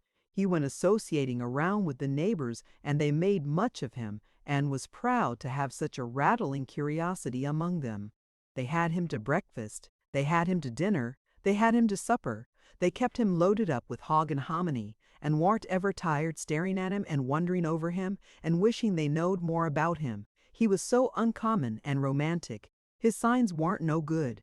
People couldn't understand them, and he probably couldn't himself, but he done a sight of goo-gooing, and so everybody was satisfied and admired to hear him go it. He toted a piece of slate around and the pencil, and people wrote questions on it, and he wrote answers, but there warn't anybody could read his writing but Brace Dunlap. Brace said he couldn't read it very good, but he could manage to dig out the meaning most of the time. He said, Dummy said he belonged away off summers and used to be well off, but got busted by swindlers which he had trusted, and was poor now and hadn't any way to make a living. Everybody praised Brace Dunlap for being so good to that stranger. He let him have a little log cabin all to himself, and had his niggers take care of it and fetch him all the victuals he wanted. Dummy was at our house some because old Uncle Silas was so afflicted himself these days that anybody else that was afflicted was a comfort to him. Me and Tom didn't let on that we had knowed him before, and he didn't let on that he had knowed us before. The family talked their troubles out before him the same as if he wasn't there, but we reckoned it wasn't any harm for him to hear what they said. Generally he didn't seem to notice, but sometimes he did. Well, 2 or 3 days went along and everybody got to getting uneasy about Jupiter Dunlap. Everybody was asking everybody if they had any idea what had become of him. No, they hadn't, they said, and they shook their heads and said there was something powerful strange about it. Another and another day went by. Then there was a report got around that p'raps he was murdered. You bet it made a big stir. Everybody's tongue was clacking away after that. Saturday 2 or 3 gangs turned out and hunted the woods to see if they could run across his remainders. Me and Tom helped, and it was noble good times and exciting. Tom, he was so brimful of it he couldn't eat nor rest. He said if we could find that corpse we would be celebrated, and more talked about than if we got drowned. The others got tired and give it up, but not Tom Sawyer, that warn't his style. Saturday night he didn't sleep any, hardly, trying to think up a plan, and towards daylight in the morning he struck it. He snaked me out of bed and was all excited and says, "Quick, Huck, snatch on your clothes. I've got it, bloodhound." In 2 minutes we was tearing up the river road in the dark towards the village. Old Jeff Hooker had a bloodhound, and Tom was going to borrow him. I says, the trail's too old, Tom, and besides, it's rained, you know. It don't make any difference, Huck. If the body's hid in the woods anywhere around, the hound will find it. If he's been murdered and buried, they wouldn't bury him deep. It ain't likely, and if the dog goes over the spot, he'll scent him, sure. Huck, we're going to be celebrated, sure as you're born. He was just a blazing, and whenever he got a fire, he was most likely to get a fire all over. That was the way this time. In 2 minutes, he had got it all ciphered out and wasn't only just going to find the corpse. No, he was going to get on the track of that murderer and hunt him down too. And not only that, but he was going to stick to him till, well, I says, you better find the corpse first. I reckon that's a plenty for today. For all we know, there ain't any corpse and nobody hain't been murdered. That cuss could have gone off summers and not been killed at all. That grabbled him, and he says, Huck Finn, I never see such a person as you to want to spoil everything. As long as you can't see anything hopeful in a thing, you won't let anybody else. What good can it do you to throw cold water on that corpse and get up that selfish theory that there ain't been any murder? None in the world. I don't see how you can act so. I wouldn't treat you like that, and you know it. Here we've got a noble good opportunity to make a reputation, and, oh, go ahead, I says. I'm sorry, and I take it all back. I didn't mean nothing. Fix it any way you want it. He ain't any consequence to me. If he's killed, I'm as glad of it as you are, and if I never said anything about being glad, I only. Well then, I'm as sorry as you are. Any way you'd druther have it, that is the way I'd druther have it. There ain't any druthers about it, Huck Finn. Nobody said anything about druthers. And as for, he forgot he was talking and went tramping along, studying. He begun to get excited again, and pretty soon he says, Huck, it'll be the bulliest thing that ever happened if we find the body after everybody else has quit looking and then go ahead and hunt up the murderer. It won't only be an honor to us, but it'll be an honor to Uncle Silas because it was us that done it. It'll set him up again, you see if it don't. But old Jeff Hooker, he throwed cold water on the whole business when we got to his blacksmith shop and told him what we come for. You can take the dog, he says, but you ain't a-going to find any corpse because there ain't any corpse to find. Everybody's quit looking, and they're right. Soon as they come to think, they know there want no corpse, and I'll tell you for why. What does a person kill another person for, Tom Sawyer? Answer me that. Why here, answer up. You ain't no fool. What does he kill him for? Well, sometimes it's for revenge, and wait, one thing at a time, revenge, says you. And right you are. Now, whoever had anything agin that poor trifling no account? Who do you reckon would want to kill him? That rabbit. Tom was stuck. I reckon he hadn't thought of a person having to have a reason for killing a person before, and now he sees it weren't likely anybody would have that much of a grudge against a lamb like Jubiter Dunlap. The blacksmith says by and by the revenge idea won't work, you see. Well then, what's next? Robbery? Begia won't work, you see. Well then, what's next? Robbery? Begia. That must have been it, Tom.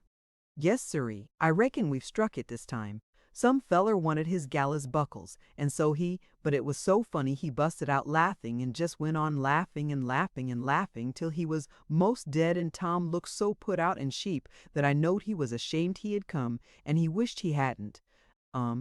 He was ashamed he had come, and he wished he hadn't. But old Hooker never let up on him. He raked up everything a person ever could want to kill another person about, and any fool could see they didn't any of them fit this case, and he just made no end of fun of the whole business and of the people that had been hunting the body, and he said, if they'd had any sense they'd knowed the lazy cuss slid out because he wanted a loafing spell after all this work. He'll come pottering back in a couple of weeks, and then how you fellers feel? But, laws bless you, take the dog, and go and hunt his remainders. Do, Tom." Then he busted out, and had another of them 40-rod laughs of his. Tom couldn't bat down after all this, so he said, "All right, unchain him," and the blacksmith done it. And we started home and left that old man laughing yet. It was a lovely dog. There ain't any dog that's got a lovelier disposition than a bloodhound, and this one knowed us and liked us.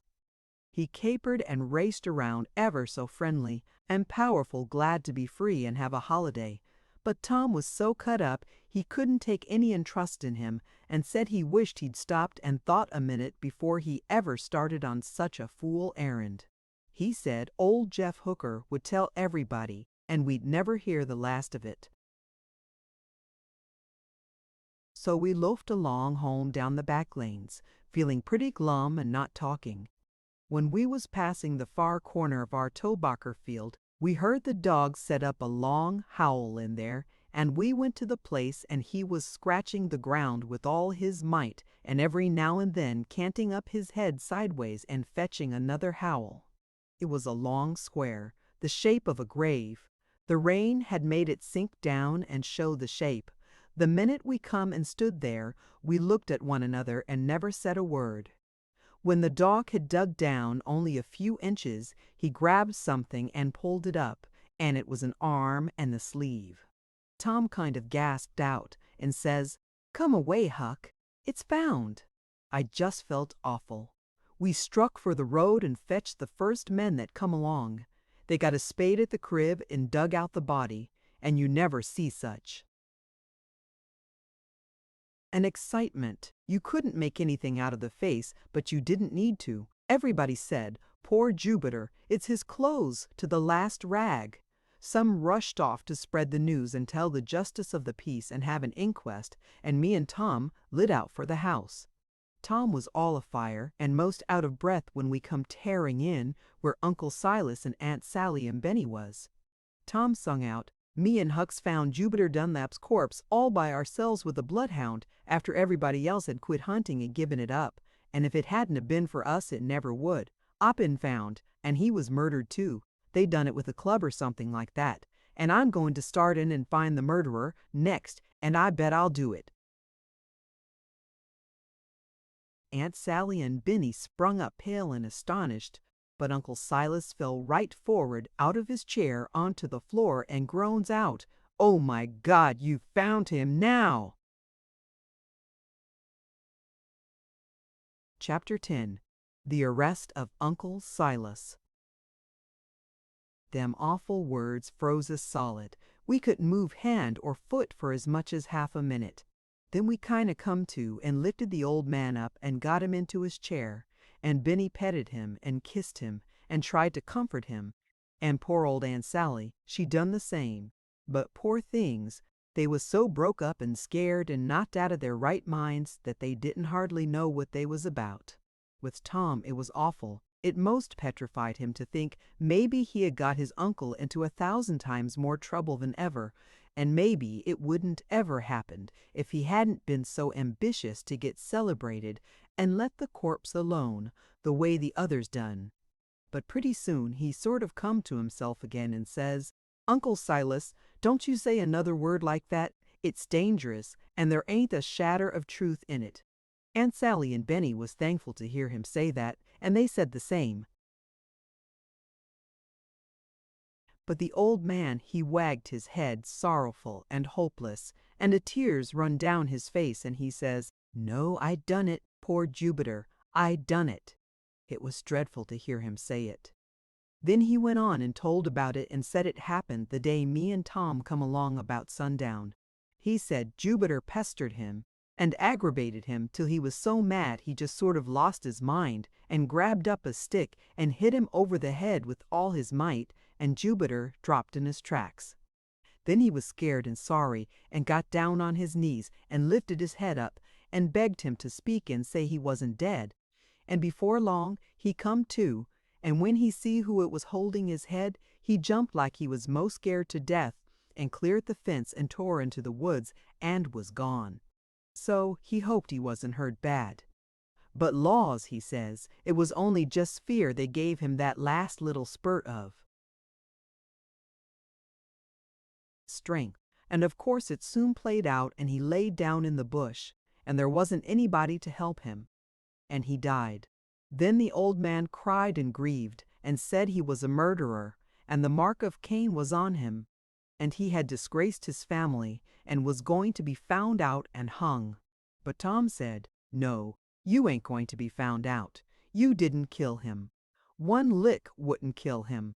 Somebody else done it." "Oh yes," he says, "I done it. Nobody else. Who else had anything against him? Who else could have anything against him?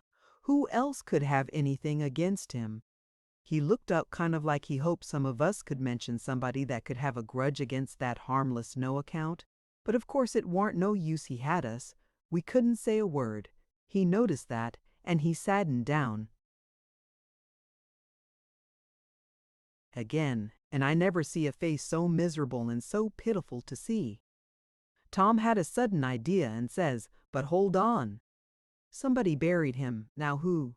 He shut off sudden. I know the reason.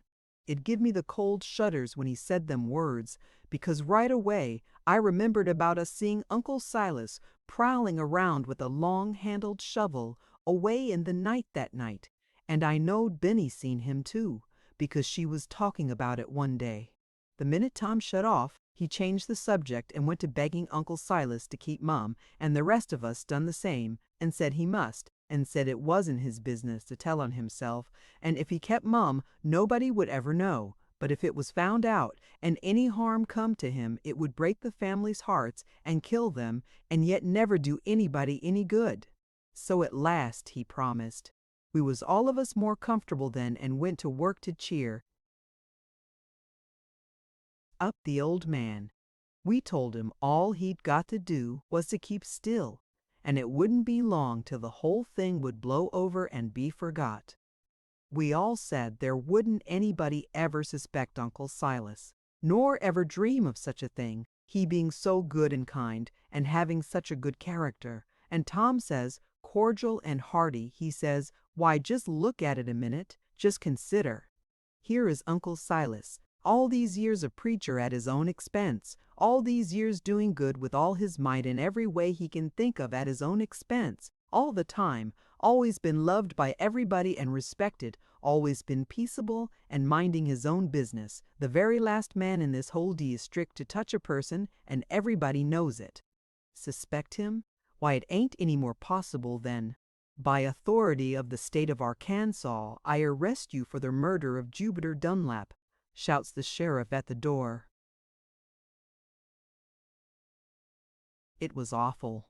Aunt Sally and Benny flung themselves at Uncle Silas, screaming and crying, and hugged him and hung to him. And Aunt Sally said, "Go away, she wouldn't ever give him up. They shouldn't have him, and the niggers they come crowding and crying to the door, and well, I couldn't stand it. It was enough to break a person's heart, so I got out." They took him up to the little one-horse jail in the village, and we all went along to tell him goodbye, and Tom was feeling elegant, and says to me, "We'll have a most noble good time, and heaps of danger some dark night getting him out of there, Huck, and it'll be talked about everywheres, and we will be celebrated." But the old man busted that scheme up the minute he whispered to him about it.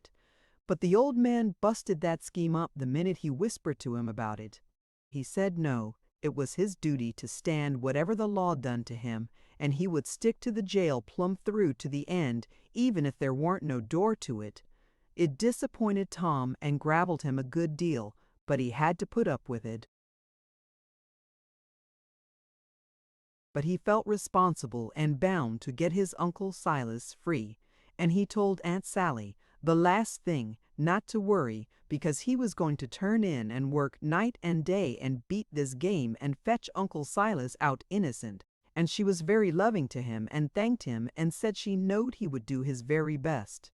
And she told us to help Benny take care of the house and the children, and then we had a goodbye cry all around, and went back to the farm, and left her there to live with the jailer's wife a month till the trial in October.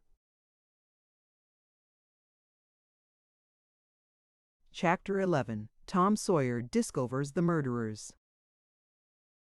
Well, that was a hard month on us all.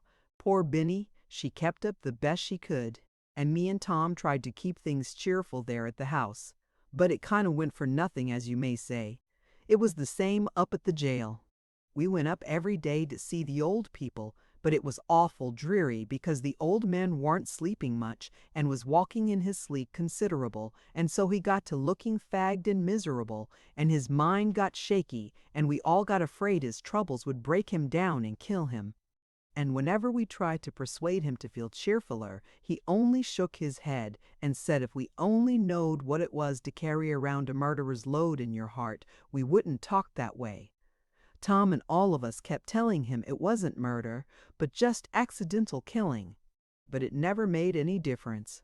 It was murder, and he wouldn't have it any other way. He actually begun to come out plain and square towards trial time and acknowledge that he tried to kill the man. Why, that was awful, you know. It made things seem 50 times as dreadful, and there warn't no more comfort for Aunt Sally and Benny.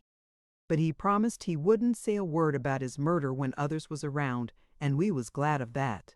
Tom Sawyer racked the head off of himself all that month trying to plan some way out for Uncle Silas, and many's the night he kept me up most all night with this kind of tiresome work, but he couldn't seem to get on the right track no way. As for me, I reckoned a body might as well give it up. It all looked so blue, and I was so downhearted. But he wouldn't. He stuck to the business right along and went on planning and thinking and ransacking his head. So at last the trial come on towards the middle of October, and we was all in the court. The place was jammed, of course. Poor old Uncle Silas, he looked more like a dead person than a live one. His eyes was so hollow, and he looked so thin and so mournful. Benny, she sat on one side of him and Aunt Sally on the other, and they had veils on and was full of trouble. But Tom, he sat by our lawyer, and had his finger in everywheres, of course. The lawyer let him, and the judge let him. He most took the business out of the lawyer's hands sometimes, which was well enough, because that was only a mud turtle of a back settlement lawyer, and didn't know enough to come in when it rains, as the saying is. They swore in the jury, and then the lawyer for the prostitution got up and begun. He made a terrible speech against the old man that made him moan and groan, and made Benny and Aunt Sally cry. The way he told about the murder kind of knocked us all stupid. It was so different from the old man's tale. He said he was going to prove that Uncle Silas was seen to kill Jupiter Dunlap by 2 good witnesses, and done it deliberate, and said he was going to kill him the very minute he hit him with the club.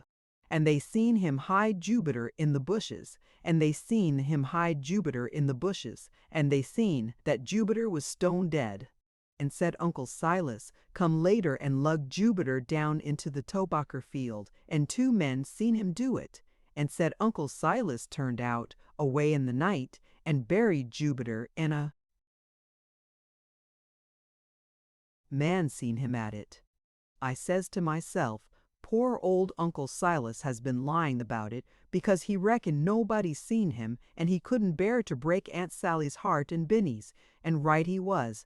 As for me, I would lied the same way, and so would anybody that had any feeling to save them such misery and sorrow which they weren't no ways responsible for. Well, it made our lawyer look pretty sick, and it knocked Tom silly too for a little spell. But then he braced up and let on that he warn't worried, but I knowed he was, all the same. And the people, but it made a stir amongst them. And when that lawyer was done telling the jury what he was going to prove, he sat down and begun to work his witnesses. First, he called a lot of them to show that there was bad blood betwixt Uncle Silas and the diseased, and they told how they had heard Uncle Silas threaten the diseased at one time and another, and how it got worse and worse, and everybody was talking about it, and how disease got afraid of his life, and told 2 or 3 of them he was certain Uncle Silas would up and kill him some time or another. Tom and our lawyer asked them some questions, but it wa'n't no use. They stuck to what they said. Next they called up Lim Beebe and he took the stand. It come into my mind then how Lim and Jim Lane had come along talking that time about borrowing a dog or something from Jupiter Dunlap, and that brought up the blackberries and the lantern, and that brought up Bill and Jack Withers, and how they passed by talking about a nigger stealing Uncle Silas's corn, and that fetched up our old ghost that come along about the same time and scared us so, and here he was too, and a privileged character on accounts of his being dim and stranger, and they had fixed him a chair or Nunan's dockst. His legs and be comfortable, whilst the other people was all in a jam so they couldn't hardly breathe. So it all come back to me just the way it was that day, and it made me mournful to think how pleasant it was up to then, and how miserable ever since. Vis frorosnut. Xarij readis that about what is a question bop and a zing to Skype eater was the hazel bushes between that's along the fence, and we heard a voice say, I've told you more than once I kill you one, and was this prisoner's voice, and then would have club a bop to man it den hord of skate him in a kubap words of them up them will litigate. They have a daft that are cut up in the bag for the minute of a heck heavy, bubble at have the. Well, it was awful.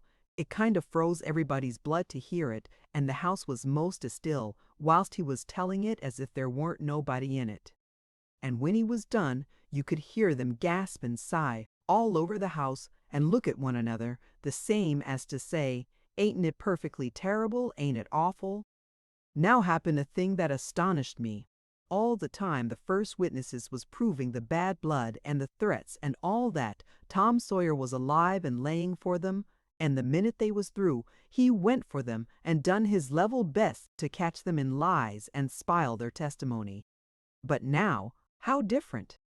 When Lim first begun to talk, and never said anything about speaking to Jupiter or trying to borrow a dog off of him, he was all alive and laying for Lim, and you could see he was getting ready to cross-question him to death pretty soon, and then I judged him and me would go on the stand by and by and tell what we heard him and Jim Lane say. But the next time I looked at Tom, I got the cold shivers. Why, he was in the brownest study you ever see, miles and miles away. He warn't hearing a word Lim Beebe was saying, and when he got through he was still in that brown study, just the same. Our lawyer joggled him, and then he looked up startled and says, take the witness if you want him. Limmy alone, I want to think. Well, that beat me. I couldn't understand it. And Benny and her mother, oh, they looked sick. They was so troubled. They shoved their veils to one side and tried to get his eye, but it weren't any use, and I couldn't get his eye either. So the mud turtle he tackled the witness, but it didn't amount to nothing, and he made a mess of it. Then they called up Jim Lane, and he told the very same story over again, exact. Tom never listened to this one at all, but sat there thinking and thinking, miles and miles away. So the mud turtle went in alone again and come out just as flat as he done before. The lawyer for the prostitution looked very comfortable, but Judge looked disgusted. You see, Tom was just the same as a regular lawyer, nearly, because it was Arkansas law for a prisoner to choose anybody he wanted to help as lawyer, and Tom had had Uncle Silas shove him into the case, and now he was botching it, and you could see the judge didn't like it much. All that the mud turtle got out of Lem and Jim was this. He asked them, why didn't you go and tell what you saw? We was afraid we would get mixed up in it ourselves. And we was just starting down the river, a-hunting for all the week besides. But as soon as we come back, we found out they'd been searching for the body. So then we went and told Brace Dunlap all about it. When was that? Saturday night, September 9th. The judge, he spoke up and says, Mr. Sheriff, arrest these two witnesses on suspicions of being accessionary after the facts to the murder. The lawyer for the prostitution jumps up all excited and says, Your Honor, I protest against this extraordinary set down. Says the judge, pulling his bowie and laying it on his pulpit, I beg you to respect the court. So he done it. Then he called Bill Withers. Bill Withers, sworn, said, I was coming along about sundown, Saturday, September 2nd, and by the prisoner's field, and my brother Jack was with me, and we seen a man toting off something heavy on his back, and allowed it was a nigger. Stealing corn, we couldn't see distinct. Next we made out that it was one man carrying another, and the way it hung, so kind of limp, we judged it was somebody that was drunk.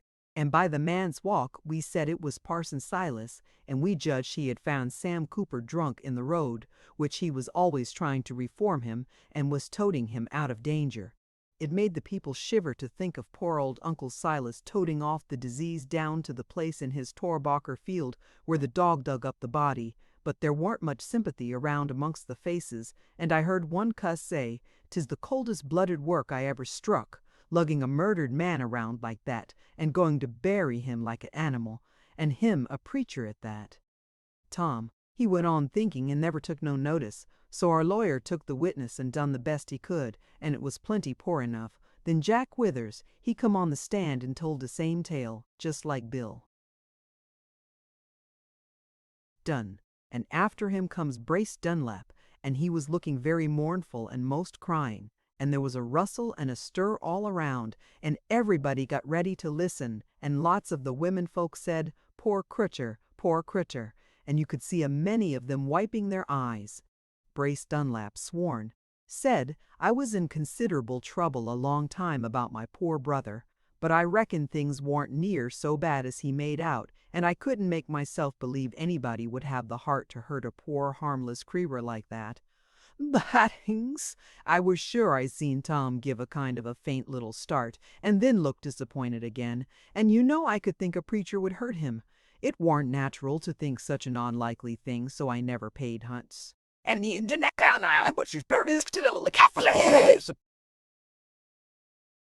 yonder murdered, and him so harmless. He kind of broke down there and choked up, and waited to get his voice. And people all around said the most pitiful things, and women cried, and it was very still in there and solemn, and old Uncle Silas, poor thing, he give a groan right out, so everybody heard him. Then Brace he went on. Saturday, September 2nd, he didn't come home to supper. By and by, I got a little uneasy, and one of my niggers went over to this prisoner's place, but come back and said he warn't there, so I got uneasier and couldn't rest.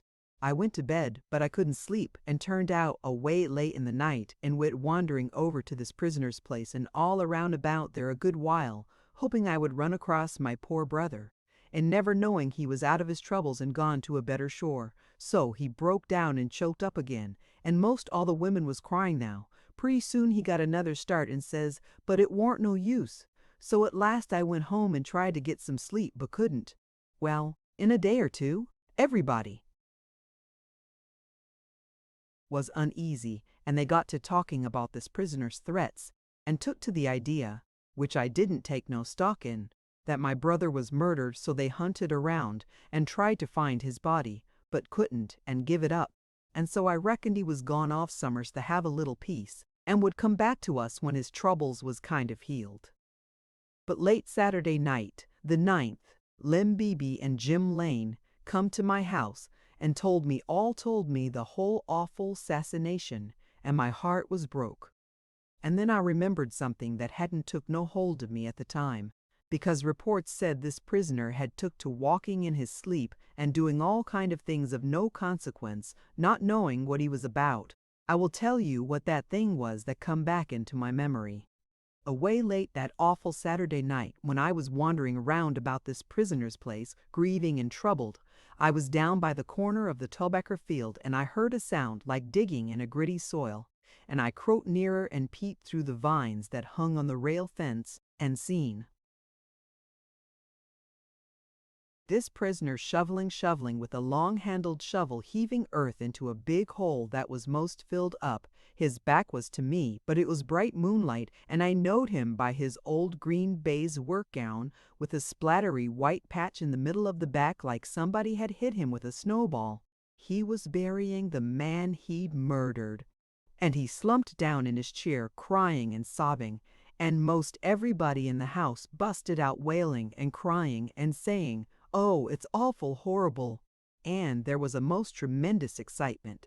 and you couldn't hear yourself think. And right in the midst of it, up jumps old Uncle Silas, white as a sheet, and sings out, "It's true. Every word. I murdered him in cold blood." By Jackson, it petrified them. People rose up wild all over the house, straining and staring for a better look at him, and the judge was hammering with his mallet and the sheriff yelling, "Order, order in the court order." And all the while the old man stood there a-quaking and his eyes a-burning, and not looking at his wife and daughter, which was clinging to him and begging him to keep still, but pawing them off with his hands, and saying he would clear his black soul from crime. He would heave off this load that was more than he could bear, and he wouldn't bear it another hour. And then he raged right along with his awful tale, everybody a-staring and gasping, judge, jury, lawyers, and everybody, and Benny and Aunt Sally crying their hearts out. And by George, Tom Sawyer never looked at him once. Never once, just sat there gazing with all his eyes at something else, I couldn't tell what. And so the old man raged right along, pouring his words out like a stream of fire. "I killed him. I am guilty." But I never had the notion in my life to hurt him or harm him, spite of all them lies about my threatening him, till the very minute I raised the club. Then my heart went cold. Then the pity all went out of it, and I struck to kill. In that one moment all my wrongs come into my mind, all the insults that that man and the scoundrel his brother there had put upon me, and how they laid in together to ruin me with the people, and take away my good name, and drive me to some deed that would destroy me and my family that hadn't ever done them no harm, so help me God. And they done it in a mean revenge for why? Because my innocent pure girl here at my side wouldn't marry that rich, insolent, ignorant coward, Brace Dunlap, who's been sniveling here over a brother he never cared a brass farthing for. I see Tom give a jump and look glad this time, to a dead certainty, and in that moment I've told you about, I forgot my God and remembered only my heart's bitterness. God forgive me, and I struck to kill. In 1 second I was miserably sorry, filled with remorse, but I thought of my poor family, and I must hide what I'd done for their sakes, and I did hide that corpse in the bushes, and presently I carried it to the Toppacher field, and in the deep night I went with my shovel and buried it where. Up jumps Tom and shouts, "Now I've got it," and waves his hand, ever so fine and starchy, towards the old man, and says, "Set down. A murder was done, but you never had no hand in it." Well, sir, you could heard a pin drop, and the old man, he sunk down kind of bewildered in his seat, and Aunt Sally and Benny didn't know it, because they was so astonished and staring at Tom with their mouths open and not knowing what they was about. And the whole house the same. I never seen people look so helpless and tangled up, and I hate ever seen eyes bug out and gaze without a blink the way theirn did. Tom says, perfectly calming, "Your Honor, may I speak? For God's sake." "Yes, go on," says the judge, so astonished and mixed up he didn't know what he was about hardly. Then Tom he stood there and waited a second or two that was for to work up an effect, as he calls it. Then he started in just as calm as ever, and says, "For about 2 weeks now there's been a little bill sticking on the front of this courthouse offering $2,000 reward for a couple of big diamonds stole at St. Louis. Them diamonds is worth $12,000. But never mind about that till I get to it. Now about this murder. I will tell you all about it, how it happened, who done it, every detail. You could see everybody nestle now and begin to listen for all they was worth. This man here, Brace Dunlap, that's been sniveling so about his dead brother, that you know he never cared a straw for, wanted to marry that young girl there, and she wouldn't have him. So he told Uncle Silas he would make him sorry. Uncle Silas knowed how powerful he was, and how little chance he had against such a man, and he was scared and worried, and done everything he could think of to smooth him over and get him to be good to him. He even took his no-account brother Jupiter on the farm and give him wages and stinted his own family to pay them. And Jupiter done everything his brother could trive to insult Uncle Silas, and fret and worry him, and try to drive Uncle Silas into doing him a hurt, so as to injure the people in and it done it. Everybody turned against him and said the meanest kind of things about him, and it gradually broke his heart, yes, and he was so worried and distressed that often he warn't hardly in his right mind. Well, on that Saturday that we've had so much trouble about, two of these witnesses here, Lim Beebe and Jim Lane, come along by where Uncle Silas and Jupiter Dunlap was at work, and that much of what they've said is true. The rest is lies. They didn't hear Uncle Silas say he would kill Jupiter. They didn't hear no blow struck. They didn't see no dead man, and they didn't see Uncle Silas hide anything in the bushes. Look at them now, how they sat there, wishing they hadn't been so handy with their tongues. Anyway, they'll wish it before I get done. That same Saturday evening, Bill and Jack Withers did see one man lugging off another one. That much of what they said is true, and the rest is lies. First off, they thought it was a nigger stealing Uncle Silas's corn. You notice it makes them look silly now to find out somebody overheard them say that. That's because they found out by and by who it was that was doing the lugging, and they know best why they swore here that they took it for Uncle Silas by the gate, which it wasn't, and they knowed it when they swore to that lie. A man out in the moonlight did see a murdered person put underground in the Tauber field, but it wasn't Uncle Silas that done the burying. He was in his bed at that very time. Now then, before I go on, I want to ask you if you've ever noticed this, that people, when they're thinking deep or when they're worried, are most always doing something with their hands, and they don't know it and don't notice what it is their hands are doing. Some stroke their chins, some stroke their noses, some stroke up under their chin with their hand, some twirl a chain, some fumble a button, then there's some that draws a figure or a letter with their finger on their cheek or under their chin.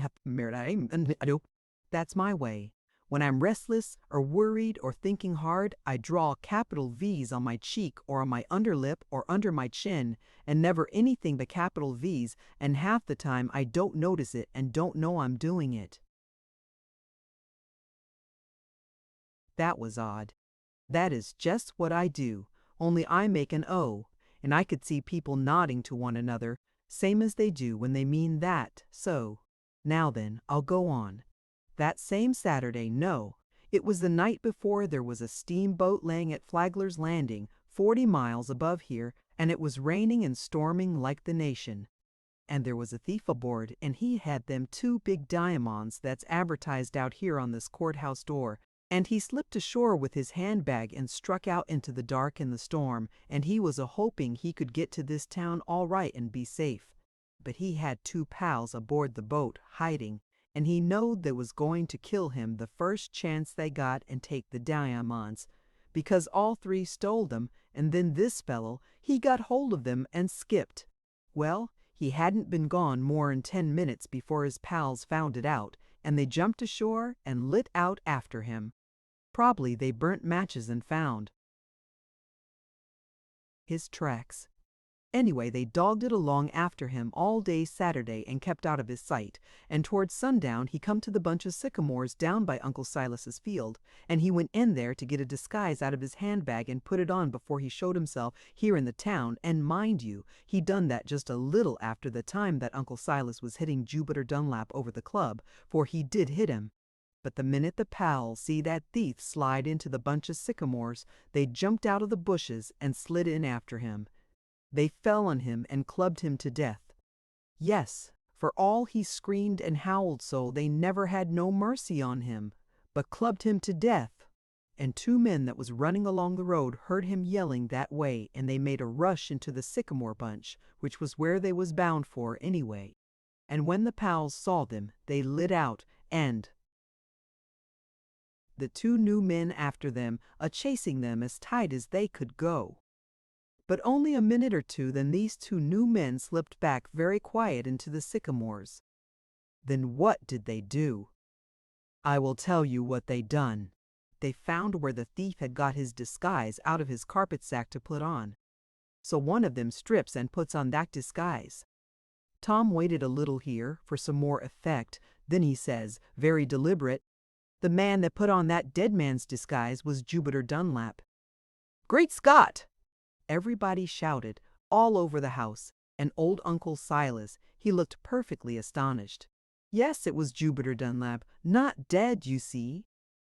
Then they pulled off the dead man's boots and put Jupiter Dunlap's old ragged shoes on the corpse and put the corpse's boots on Jupiter Dunlap. Then Jupiter Dunlap stayed where he was, and the other man lugged the dead body off in the twilight. And after midnight he went to Uncle Silas's house and took his old green work robe off of the peg where it always hangs in the passage betwixt the house and the kitchen, and put it on, and stole the long-handled shovel, and went off down into the tobacco field and buried the murdered man. He stopped and stood half a minute. Then, and who do you reckon the murdered man was? It was Jake Dunlap, the long-lost burglar. Great Scott! And the man that buried him was Brace Dunlap, his brother. Great Scott! And who do you reckon is this mowing idiot here that's letting on all these weeks to be a deaf and dumb stranger? It's Jupiter Dunlap. My land, they all busted out in a howl, and you never see the like of that excitement since the day you was born. And Tom, he made a jump for Jupiter and snaked off his goggles and his false whiskers, and there was the murdered man, sure enough, just as alive as anybody. And Aunt Sally and Benny, they went to hugging and crying and kissing and smothering old Uncle Silas to that degree he was more muddled and confused and mushed up in his mind than he ever was before, and that is saying considerable. And next people begun to yell, Tom Sawyer! Tom Sawyer! Shut up, everybody, and let him go on, Tom Sawyer! Which made him feel uncommon bully, for it was nuts for Tom Sawyer to be a public character that-a-way, and a hero, as he calls it. So when it was all quiet, he says, there ain't much left, only this, when that man there, Bruce Dunlap, had most worried the life and sense out of Uncle Silas, till at last he plumb lost his mind and hit this other blatherskite, his brother, with a club. I reckon he seen his chance. Jupiter broke for the woods to hide, and I reckon the game was for him to slide out in the night and leave the country. Then Brace would make everybody believe Uncle Silas killed him and hid his body summers, and that would ruin Uncle Silas and drive him out of the country. Hang him, maybe, I don't know. But when they found their dead brother in the sycamores without knowing him, because he was so battered up, they see they had a better thing, disguise both and bury Jake and dig him up presently all dressed up in Jupiter's clothes, and hire Jim Lane and Bill Withers and the others to swear to some handy lies which they done. And there they set, now. And I told them they would be looking sick before I got done. And that is the way they're looking now. Well, me and Huck Finn here, we come down on the boat with the thieves, and the dead one told us all about the diamonds and said the others would murder him if they got the chance, and we was going to help him all we could. We was bound for the sycamores when we heard them killing him in there, but we was in there in the early morning after the storm and allowed nobody hadn't been killed after all. And when we see Jupiter Dunlap here spreading around in the very same disguise Jake told us he was going to wear, we thought it was Jake his own self and he was goo-goo-gooing deaf and dumb, and that was according to agreement. Well, me and Huck went on hunting for the corpse after the others quit, and we found it, and was proud too. But Uncle Silas, he knocked us crazy by telling us he killed the man. So we was mighty sorry we found the body and was bound to save Uncle Silas's neck if we could. And it was going to be tough work too, because he wouldn't let us break him out of prison the way we done with our old nigger Jim. I done everything I could the whole month to think up some way to save Uncle Silas, but I couldn't strike a thing. So when we come into court today, I come empty and couldn't see no chance anywheres. But by and by I had a glimpse of something that set me thinking, just a little wee glimpse only that, and not enough to make sure. But it set me thinking hard and watching when I was only letting on to think. And by, sure enough, when Uncle Silas was piling out that stuff about him killing Jupiter Dunlap, I catch that glimpse again, and this time I jumped up and shut down the proceedings. Because I know Jupiter Dunlap was a setting here before me. I knowed him by a thing which I seen him do, and I remembered it. I'd seen him do it when I was here a year ago. He stopped then and studied a minute, laying for an effect I knowed it perfectly well. Then he turned off like he was going to leave the platform and says, kind of lazy and indifferent, "Well, I believe that is all." Why, you never heard such a howl. And it come from the whole house. What was it you seen him do? Stay where you are, you little devil. You think you are going to work a body up till his mouth's a-watering and stop there? What was it he done? That was it. You see, he just done it to get an effect. You couldn't uphold him off of that platform with a yoke of oxen. Oh, it wasn't anything much, he says. I seen him looking a little excited when he found Uncle Silas was actually fixing to hang himself for a murder that weren't ever done, and he got more and more nervous and worried. I a-watching him sharp, but not seeming to look at him, and all of a sudden his hands begun to work and fidget, and pretty soon his left crept up and his finger drawed across on his cheek, and then I had him. Well, then they ripped and howled and stomped and clapped their hands till Tom Sawyer was that proud and happy he didn't know what to do with himself. And then the judge, he looked down over his pulpit and says, "My boy, did you see all the various details of this strange conspiracy and tragedy that you've been describing?" "No, Your Honor, I didn't see any of them. Didn't see any of them." Why, you've told the whole history straight through, just the same as if you'd seen it with your eyes. How did you manage that? Tom says, kind of easy and comfortable. Oh, just noticing the evidence and piecing this and that together, Your Honor. Just an ordinary little bit of detective work. Anybody could, done it. Nothing of the kind. Not 2 in a million could, done it. You are a very remarkable boy.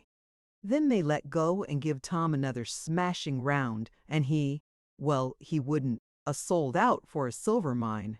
Then the judge says, "But are you certain you've got this curious history straight?" "Perfectly, Your Honor. Here is Brace Dunlap. Let him deny his share of it if he wants to take the chance. I'll engage to make him wish he hadn't said anything. Well, you see he's pretty quiet. And his brother's pretty quiet, and them 4 witnesses that lied so and got paid for it, they're pretty quiet. And as for Uncle Silas, it ain't any use for him to put in his oar. I wouldn't believe him under oath." Well, sir, that fairly made them shout. And even the judge, he let go and laughed. Tom, he was just feeling like a rainbow. When they was done laughing, he looks up at the judge and says, "Your Honor, there's a thief in this house." "A thief?" "Yes, sir. And he's got them $12,000 diamonds on him. By gracious!" But it made a stir. Everybody went shouting, "Which is him? Which is him? Pint him out." And the judge says, "Point him out, my lad. Sheriff, you will arrest him. Which one is it?" Tom says, "This late dead man here, Jupiter Dunlap." Then there was another thundering let go of astonishment and excitement. But Jupiter, which was astonished enough before, was just barely putrefied with astonishment this time. And he spoke up, about half crying, and says, "Now that's a lie. Your Honor, it ain't fair. I'm plenty bad enough without that. I done the other things, Brace. He put me up to it, and persuaded me, and promised he'd make me rich some day. And I done it, and I'm sorry I done it, and I wished I hadn't. But I hain't stole no diamonds, and I hain't got no diamonds, and I hain't got no diamonds. I wished I may never stir if it ain't so. The sheriff can search me and see." Tom says, "Your Honor, it wasn't right to call him a thief, and I'll let up on that a little. He did steal the diamonds, but he didn't know it. He stole them from his brother Jake when he was laying dead, after Jake had stole them from the other thieves. But Jupiter didn't know he was stealing them, and he's been swelling around here with them a month. Yes, sir. $12,000 worth of diamonds on him, all that riches, and going around here every day just like a poor man. Yes, Your Honor, he's got them on him now. The judge spoke up and says, "Search him, Sheriff." Well, sir, the sheriff he ransacked him high and low, and everywhere, searched his hat, socks, seams, boots, everything, and Tom he stood there quiet, laying for another of them effects of his'n. Finally the sheriff he give it up, and everybody looked disappointed, and Jupiter says, "There, now, what I tell you," and the judge says, "It appears you were mistaken this time, my boy." Then Tom took an attitude and let on to be studying with all his might and scratching his head. Then all of a sudden he glanced up chipper and says, "Oh, now I've got it. I'd forgot," which was a lie, and I noted. Then he says, "Will somebody be good enough to lend me a little small screwdriver? There was one in your brother's handbag that you smoked, Jupiter, but I reckon you didn't fetch it with you." "No, I didn't. I didn't want it, and I give it away." "That's because you didn't know what it was for." Jupiter had his boots on again by now, and when the thing Tom wanted was passed over the people's heads till it got to him, he says to Jupiter, "Put up your foot on this chair." And he kneeled down and begun to unscrew the heel plate, everybody watching, and when he got that big diamond out of that boot heel and held it up and let it flash and blaze and squirt sunlight ever which way, it just took everybody's breath. And Jupiter, he looked so sick and sorry you never see the like of it. And when Tom held up the other diamond, he looked sorrier than ever. Land, he was thinking how he would skipped out and been rich and independent in a foreign land if he'd only had the luck to guess what the screwdriver was in the carpet bag for. Well, it was a most exciting time, take it all around, and Tom got cords of glory. The judge took the diamonds and stood up in his pulpit and cleared his throat and shoved his spectacles back on his head and says, "I'll keep them and notify the owners, and when they send for them, it will be a real pleasure to me to hand you the $2,000, for you've earned the money, yes, and you've earned the deepest and most sincerest thanks of this community besides, for lifting a wronged and innocent family out of ruin and shame, and saving a good and honorable man from a felon's death, and for exposing to infamy and the punishment of the law a cruel and his miserable creatures. Well, sir, if there'd been a brass band to bust out some music, then it would been just the perfectest thing I ever see," and Tom Sawyer, he said the same. Then the sheriff, he nabbed Brace Dunlap and his crowd, and by next month the judge had them up for trial and jailed the whole lot. And everybody crowded back to Uncle Silas's little old church and was ever so loving and kind to him and the family, and couldn't do enough for them. And Uncle Silas, he preached them the blamedest of necroratum in win daylight, but the people never let on but what they thought it was the clearest and brightest and elegantest sermons that ever was. And they would sit there and cry for love and pity, but by George, they get me the Jim Jams and the fan toads and caked up what brains I had and turned them solid, but by and by they loved me these elds backed into him a shekel. And so the whole family was as happy as birds, and nobody could be gratefuller and lovinger than what they was to Tom Sawyer, and the same to me, though I hadn't done nothing. And when the $2,000 come, Tom give half of it to me, and never told anybody so, which didn't surprise me, because I knowed him. 154. The end. Thank you for listening to this story.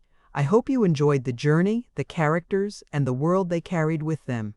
If you enjoyed this audiobook, please subscribe to the channel and leave a comment below. Your support helps keep these stories alive and allows more timeless books to be shared with listeners around the world. Until next time, thank you for listening.